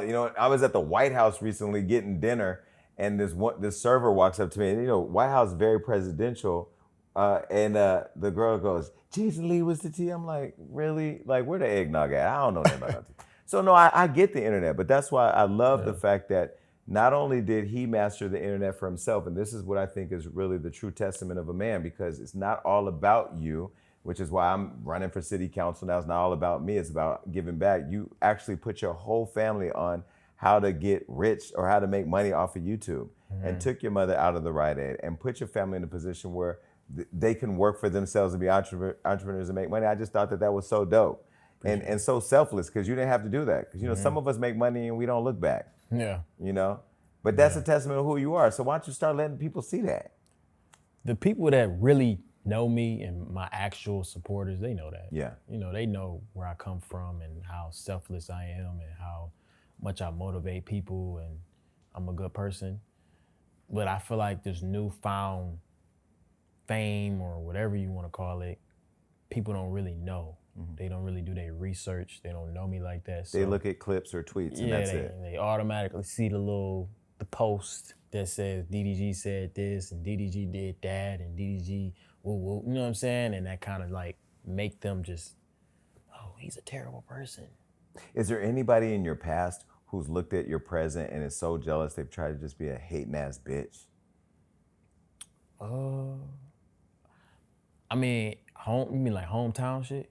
In general, because as that star keeps rising, I mean, you already got it. You got the followers. You got you're very independent and all that. Now you got the baby and the relationship. Like, you're building the perfect package. Yeah. Nobody wants to see anybody happy like that. Yeah. I mean, hometown shit. People hate on you from the crib. That's just how it be. So it is what it is. I don't really care. So I saw you at Fashion Week. It's fashion. You're dripped down in Balenciaga. You even got the furry shoes. Real story. I was just at the I had Christmas Eve dinner at the owner of Balenciaga's house. His wife is Selma Hayek. I didn't even know this man. He owns Balenciaga, Gucci, and Yves Saint Laurent. That's a different level. Introduce me to him, man. Different level of drip and money. Fashion's your thing? Yeah, it is. And you know how you said Floyd told you to say I'm the number one's mentality, not a fact. Yeah, I'm the king of the internet. Yeah. Yeah, I tell people I'm a fashion icon, and I believe it. You have to say it and believe it. Yeah, I genuinely believe that shit. From me believing that and really exerting that energy and putting the shit on, my Instagram ain't even crazy. Now I'm getting invited to all types of fashion shows and flying to Paris and Milan and this and that. It's like manifestation. People starting to realize it, but fashion is definitely my thing, man, you know. No, it gives you a certain level of confidence. You want to see something cool real quick? What? Come on, man. Okay. Something crazy real quick. This is some Kanye shit for real. Come on, man. Wait, why do I, in my mind, have this memory of, do you have a relationship with Kanye? I never met Kanye. Never? Okay. I'm trying to think of, because I used to have access to his Twitter, and I can't remember. There were all types of rappers in there pitching stuff. I can't remember who was in there. I saw Rich the Kid in there, but they had a song that never came out. Hey, Rich. All right. So fashion, would you do a campaign? Do you want to get into it, like campaigns and? Hell yeah. Like I want to get into campaigns. I want to come out with my own brand. Bunch of shit, anything fashion related. I'm very obsessed with clothing and looking nice. What about acting? I like acting, but I don't love it. Okay. You know, I did an independent movie before, and I just hated the experience. But that's kind of like damn near losing your virginity and shit be bad, so you damn near I don't want to have sex no more. Right, you know what I mean? It's like kind of like the same thing. So maybe I might do a show or do a movie and I end up liking it. But acting is cool. Okay, so you and Gunna are friends, and you're a big defender and supporter of Gunna. People say he was a snitch. That was the whole thing. Why did you stay loyal or stay liking him or staying cool with him? That don't have nothing to do with me. Yeah. Like I don't look at myself as like the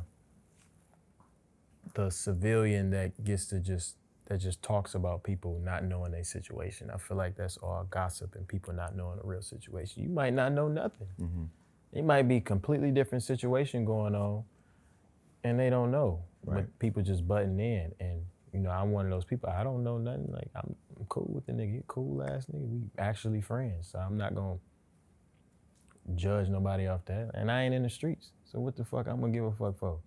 Right, that's why I keep trying to tell people, I'm a civilian. I will take you to court and testify, but I'll take you all the way down. See, I ain't gonna go that far as take a nigga to court. I will. But like, I'm not on the block banging with Blueface. You know what I'm saying? Like, bro, I'm at the crib with my kid. That wasn't a shot at Soulja Boy. No. Okay. No. That wasn't a shot at NLE. No. Hey, yeah. No. Right, because that's not your thing. Yeah, like, bro, that don't have nothing to do with me. Like, yeah.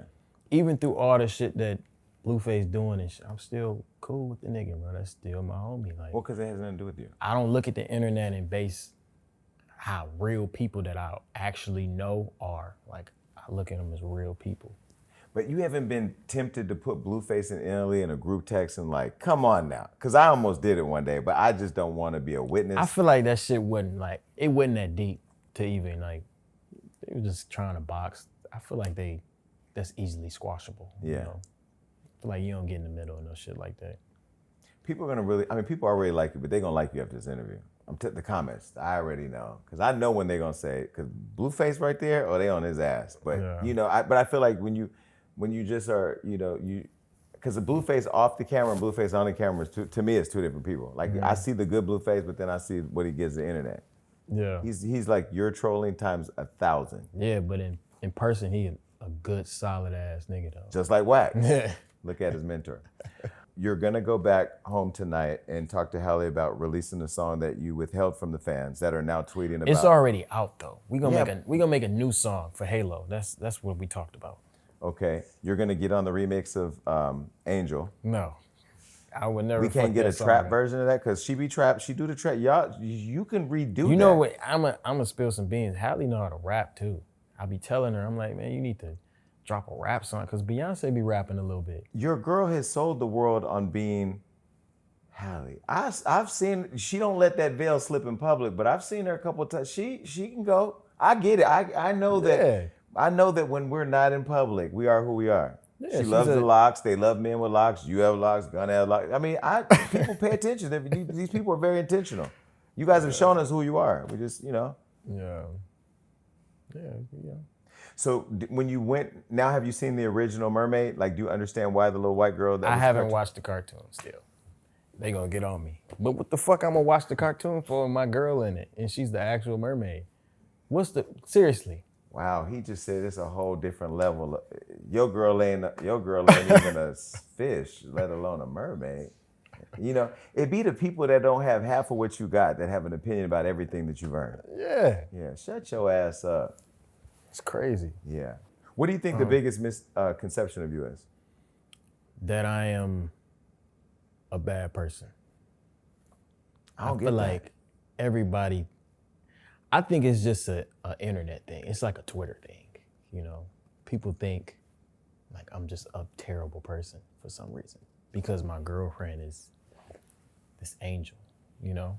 And it's a reason why she fuck with me. Like, it ain't like, oh, you better date me. Like, what the fuck? She ain't forced to be with me. She ain't forced to have no kid with me. Like, this is like all voluntarily because I'm a good nigga. And I feel like people don't take that into consideration. They think I'm some mean ass dude, but it's just like, that's just what the blog spin. But where do they get the meaning? Is it the tweet? It has to be the social media. Because I've never. Yeah, I went on a little tweeting thing because at some point in time, I couldn't handle it. Like, people was talking so crazy, and I'm like, nigga, I can, you know what I'm saying? Like, you couldn't go toe to toe with me in no way, shape, or form of life.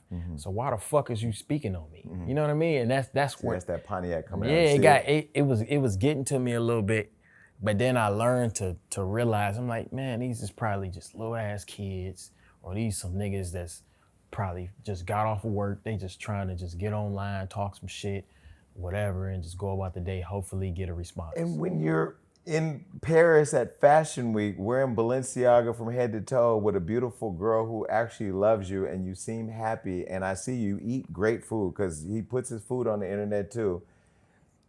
Oh, by the way, we did see your baby because it's on Halle's phone as a screensaver.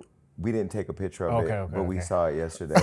Baby's cute, by the way. We pay attention. Real nigga, man. You really ain't take a picture? No. Real nigga. Okay. No. Real nigga. I appreciate that. I would rather do this than the shady shit. Yeah. And I'm outside. You saw me outside. I told her before we walked in. I hope nobody got that. No. But I told her before we walked in there, I'm like, man, you gotta change your screensaver. Yeah. Because these folks gonna look at your camera. Yeah, we saw it. They gonna look at your phone, they gonna see them. And then, you know what I'm saying? I want her to have her own moment where she reveal his face. Right. You know what well, I'm that's saying? how I got Rihanna Rocky's baby, because TMZ took the pictures and she called me and said, we send them to you today. So I put them out before they could put them out. You know what I mean? So, no, I get it. Yeah, baby got a lot of hair. I'm gonna just leave it at that. Y'all gonna get the picture at some point. I didn't take the picture, but we saw the baby. Halo's dad. All right, so people think you're mean. You know what? I pray for sure. You know, I almost canceled today's interview because I was really tired and his ass was late. I was really tired, but I really wanted to have a good interview because, you know, I've been on you about really meeting with you, and you kept your word, and I appreciate that because I've been texting him, but, you know, he's moving all around the world. He's got a baby. You're engaged, right? Because you call her your fiance, so I didn't know if you got on bended knee, you know, with roses. Yeah, I mean, it kind of feel like that, you know, but we ain't really got to that set point yet, you know, and really. I can see it though. Now that I've sat with you and I've talked to you, your vibe and her vibe, I can see it. Yeah. And can I get invited to the wedding? I will not take any behind the scene photos. I promise. Okay. Now if he doesn't let me come, I'm gonna be upset. No, I mean, I'm really happy for you, man, and I'm happy for what you all have been able to build together. I love how you protect each other. I love how you hold her down, how she holds you down, how you're not threatened or feeling eclipsed by that movie, because that movie was a moment. She's gonna have another big moment. You're gonna have bigger moments. And I just pray that I literally pray that you guys protect what you got. Because this industry, and the industry even that I'm in, is like, we want to build you up just so we could tear you down and enjoy the whole process. We enjoy it going this way and then going that way. Yeah. You know what I mean? But I love the fact that you guys are just real life, enjoying what you've been able to build together. So what else? Where's the new music? What's going on? So are you on tour now or not on tour? Nah, I'm not on tour right now. I'm dropping a new song actually, and then after that I'm dropping another song maybe top of March. I'm just gonna just flood music. Don't you feel like music is dying off in a week? Yep. So I'm like, why the fuck not give them a song every week or every other week? I feel like music has changed. See, again, like where you all are now, I mean, I don't know the pressure you may feel or whatever, but like back when I was growing up in the early 80s, we had Prince, Madonna, Michael Jackson, Bon Jovi, Metallica. I mean, you can keep going on and on and on. Those were all like icons. Everybody out was icon. And it was all about music, the collaborations, We Are the Worlds, the Stevie Wonders and all that. I mean, he was before me, but I mean, I'm just saying, even in the Prince, Michael Jackson era, there was competition, but it wasn't like beef and nasty. It was about how everybody was great in artistry. What I said to Chloe when she was here, what I love about them in particular is, man, they different type of artists when it comes to like that music shit. Like they really get it from playing the instruments to harmony to class and grace. I mean, that's not really what's celebrated these days. You know what I mean?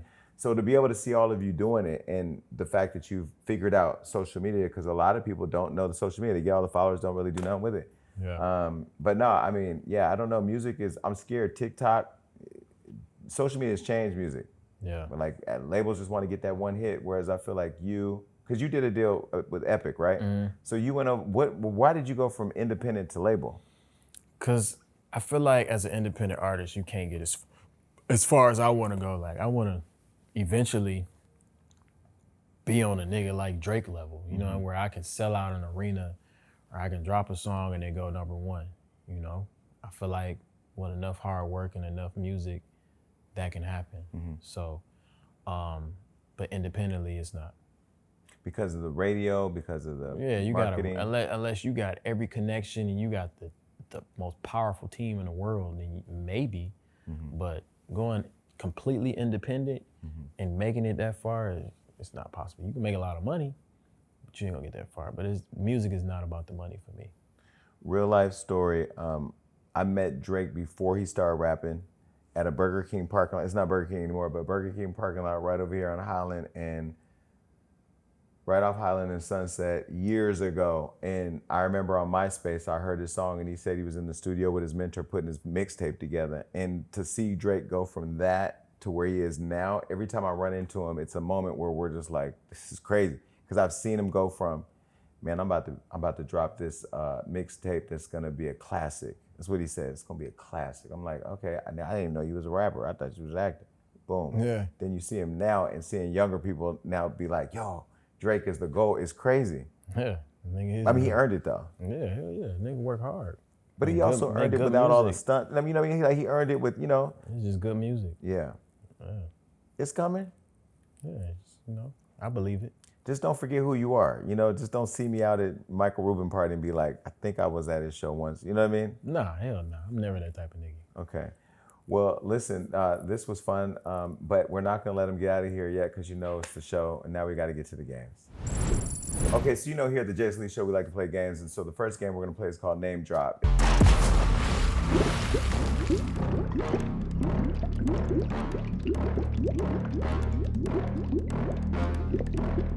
It's really simple. I'm going to put somebody on the screen that you know or may not know, and just say whatever comes to mind.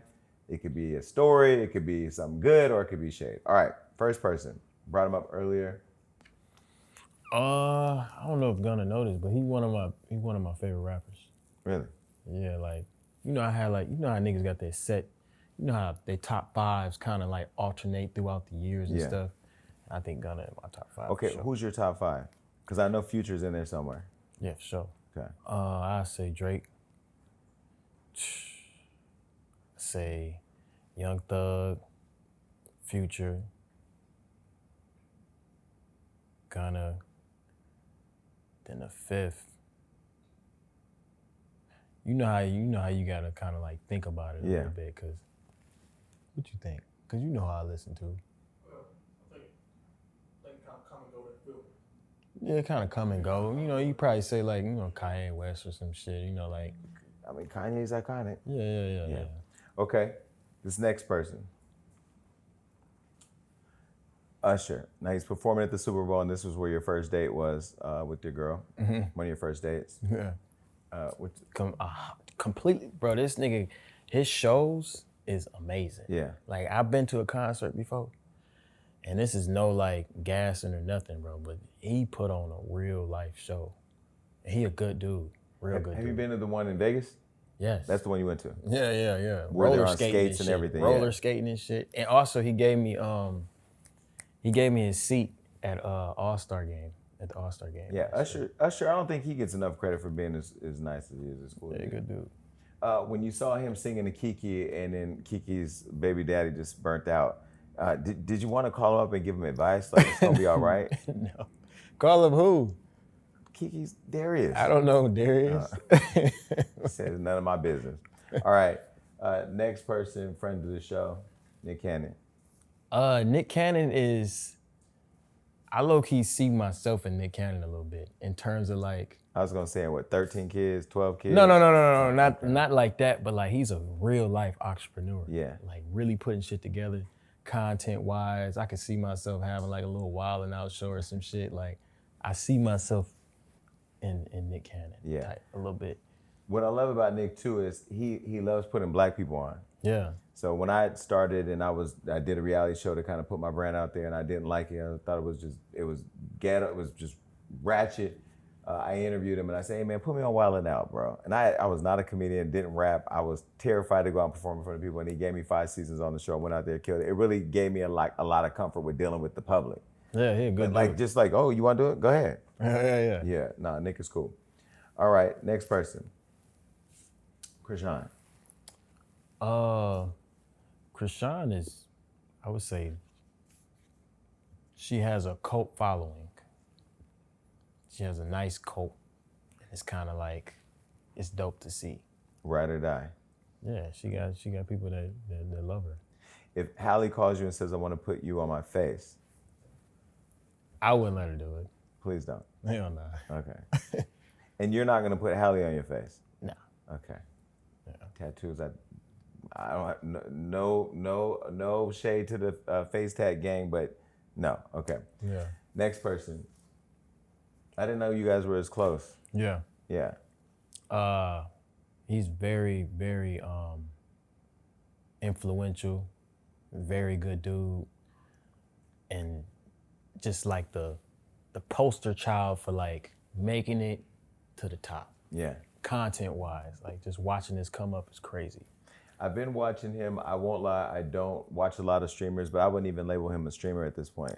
He's a celebrity. Yeah. To me, like, I don't look at Kai as like, oh, he's just a little streamer, which is dope that he still sit down and he, you know what I'm saying? Even though he got the chains and Lambos and shit, it's cool that he still sit at his desk in the house with his homies and he stream like he ain't got millions and millions of dollars. And staying connected to his fans. Yeah, he's staying, that's what make them love him because he still come as a humble person and entertain them like he could, but he can really be on some other shit for real. I mean, he can shut down a city and go to jail if he wanted to. He did. Oh yeah, he did. But that showed influence. It did, yeah. I said to me, even though he didn't want it to do that, that was a flex. It was kind of, I think he kind of knew that was going to happen. He knew what he was doing. Kai, you knew what the hell he was doing. Nah, I'm proud of him too. Okay, the next one. This is the only picture we got, so Halo. Yeah. He's got his hand. Great kid. He's a great kid. He's very, very advanced. I'm already teaching him little things about money management and shit. So How are you teaching a baby money management? Starting him young. You know my nephew, right? Woo-wop. Yes, that's making a lot of money on YouTube. That's why he's so smart, because we talk to him like a grown man. But at what age did he start? 1. So Halo, he coming up. So how old is Halo now? I think that's undisclosed. Oh, we don't know. So you thought that was a trick question? He can be 3. You never know. This can be a picture from 4 years ago. Halo is not 3. Halle was just at my award show on June 17th, 2023. Yeah. Okay, whatever. All right, this next person. You already say is your favorite artist, Drake. Yeah. Very motivational. Also a good dude. He also good at basketball. Is he? I played him. And he was pressure? I ain't gonna let a nigga whoop my ass. Really? But I think it was part of the reason because, you know, this is my favorite rapper and shit. So, you know, I'm hooping and shit, but I ain't really trying to go hard. So you were like, easy on him? Type shit. Like, I wasn't trying, like, it wasn't like shit talk. Like, when I hoop against niggas, I like to talk shit. Weak ass nigga, whoop, whoop. But I'm like, I just met him. I can't. But now that you party at Beyonce's birthday party, the next time he sees you, it's gonna be a lot of pressure. And yeah, I would play a little harder now, but that was kind of like a little icebreaker. That was the first time like kicking it and shit. You're gonna beat him so bad that he's gonna go back to singing Drake, is what you're saying. Okay, I didn't say it. All right, this next person. Yeah. Kevin Gates. Solid dude. Hella solid. Yeah. Good dude. Very, very in tune with his mental. Yeah, he was the only rapper that ever really scared me, the old Kevin Gates, because we had a moment. But I saw him at the, we had a moment. Yeah. And then I saw him at the Super Bowl last year, and when he walked in Floyd's suite, I intentionally wasn't gonna speak to him, because I was like, nah, because the Kevin Gates I had met, you know, before the healthy, the losing the weight, the getting fit was, and he walked up to me and, you know, we had a moment. I was like, wow, this dude he's amazing. So like now, you know, I'm looking forward to interviewing. Before, he was on the he ain't never coming over here list. Just keep him, you know, but I like him. Yeah. All right, well, that's all for that one. We're gonna get to the next game. This is really simple. Since you've been a shady guy on the internet, it's called Erase the Shade.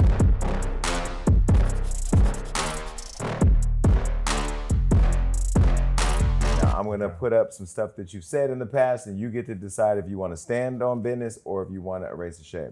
All right, the first one, DDG giving away pizza to the homeless. Why? I thought that was YK Osiris in that picture right there. Okay, then him. Okay. This is what they don't want to post. I've been doing this all year without recording it too, by the way. Thank you for highlighting my positivity. You saying, do I want to erase that? I stand on that. Yeah. For sure, I do that shit all the time. Yeah. And I don't be giving out little fives and shit when I see a homeless person. I give a nigga 100. Yeah. I think people don't want us recording feeding the homeless, but then how do you post that you're doing a good deed to influence other people to do it? How do you know? How do you know if it's not on camera? They don't know. And it's just like, for that moment, I'm like, I just went and bought about 50 pieces or whatever, and I want to show this. And me showing that inspires somebody else to do it. But this is the thing about the internet again, going back to the stuff that, again, I just did a toy giveaway. I didn't do it because I had to, and I didn't do it because I didn't post it because I wanted to show I did something good. I know that when I put out negative things on the internet, it makes people want to do negative things and it creates negative behavior. When I put out positive things, it makes people go, oh my God, I wish I could do that, or I'm going to do that. Yeah. So like, I just think it's interesting how the internet will just go straight to like, you're doing it for negative reasons instead of saying, I'm doing it to inspire people. Yeah, like, you know, it is what it is. Keep on giving. I mean, again, there's somebody who didn't have no hot water. If somebody would have gave him hot water as a kid to take a bath, would y'all say, stop posting that you're giving somebody hot water? Y'all just choose to be mad. All right. Next one. Clout equals money. Y'all niggas just don't know how to convert it. Stand on that, man. That's true. You know that. Shit, you know. If you know how to convert popularity into money, there's millions of ways to do it. Then, if you don't know how to do it, then you just lit for nothing. Period. And we need those of you who don't know how to do it to be the people that help us do it. Yeah. All right, the next one. Don't ever let a broke motherfucker shame you on how you make your money. Stand on that. I have a feeling there's not going to be any erasing because I'm reading ahead, and I want to stand on that too. Yeah, like how you going to tell me how to make, how you going to say, oh, you corny for making YouTube videos, and your ass is, I could say you corny for going to McDonald's, but I'm wrong for saying some shit like that, right? Right. It's like, it don't make no sense. Okay, here's another one. He's standing on this one. It's hard to be humble when everybody doubted you. Standing on that. For sure. These are, you need to just, this needs to be a line, like a clothing line. Yeah, yeah. I would put these on shirts for real. Yeah. Spitting. It's hard to be humble.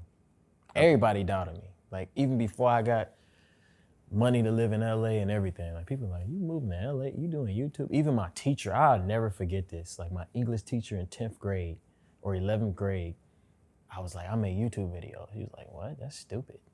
Really? Nigga making 30 a year. I'm like, And you were making 30 a month. 30 a month. Shit, no. Be careful when you try to kill other people's dreams because you didn't have the courage to follow yours. I tell people that all the time. In fact, NLE is somebody who, after I interviewed him, I ain't gonna lie, I love dude. I'm like, yo, I didn't even know that I was gonna connect with him like that. But what I love is I can see his music and I see his antics and I see him walk, Slut Me Out is gonna be my wedding song if I do get married. I did tell him that. Yeah. What the fuck? I understand it. But, y'all, they were, the older heads judging him, walking people, however he was doing. But, like, I can separate the man from the art. Like, I see his heart. I see what he feels about healthy living. And I know people are going to see you in this interview.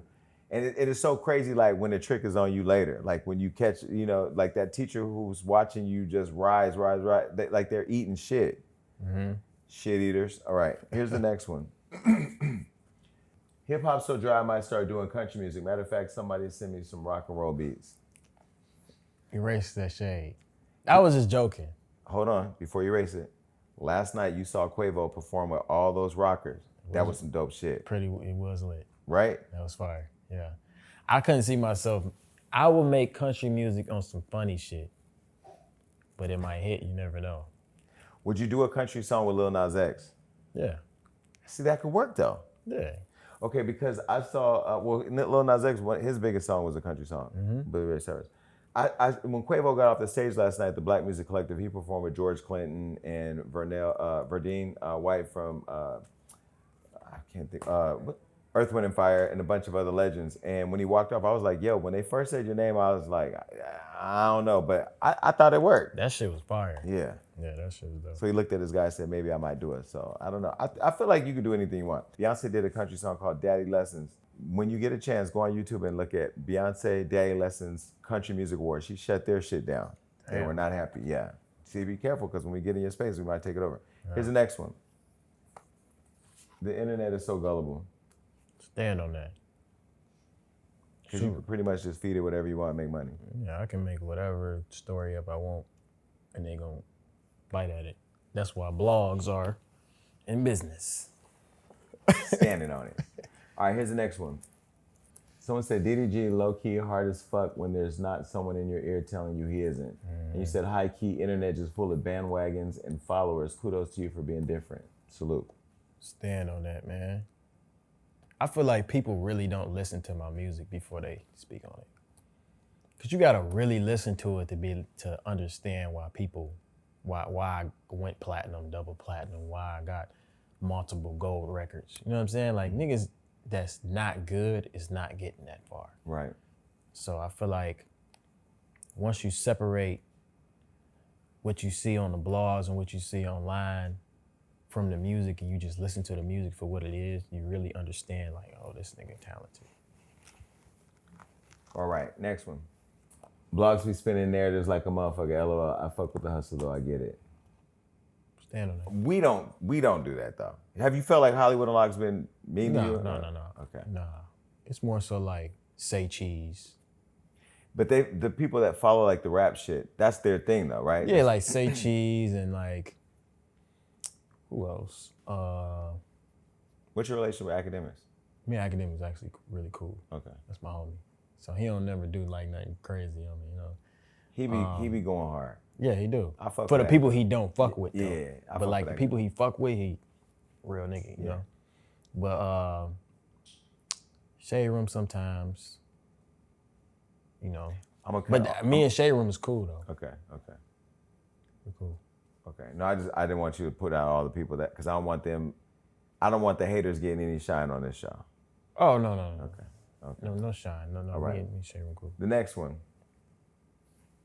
After surviving 2023, I'd like to start year off right by deleting this toxic, non-paying app full of bored broke niggas who get no pussy and dick-deprived women and focusing on locking all the way in and running up the numbers. I'll check back in 2025 to see what the new narrative is. You erase that. I probably lasted like 2 weeks. I ain't gonna lie, bro. I love Twitter, bro. Like it's just fun to me. Like it's a dope platform, you know? It's reckless though. It is, but it kind of like keeps you grounded in a way. You know, you can kind of see what the streets thinking, you know, and how people really viewing you and shit. So I can't lie, like I just love the platform. I don't understand how a nigga could be a deadbeat dad. Kids are the best. Stand on that, man. Kids is amazing. And so you're working on your second one now, right? Nah, not right now. Yeah, that was a trap. Are those your real teeth? Yeah. I mean, he has perfect teeth. My teeth are kind of perfect, but not really.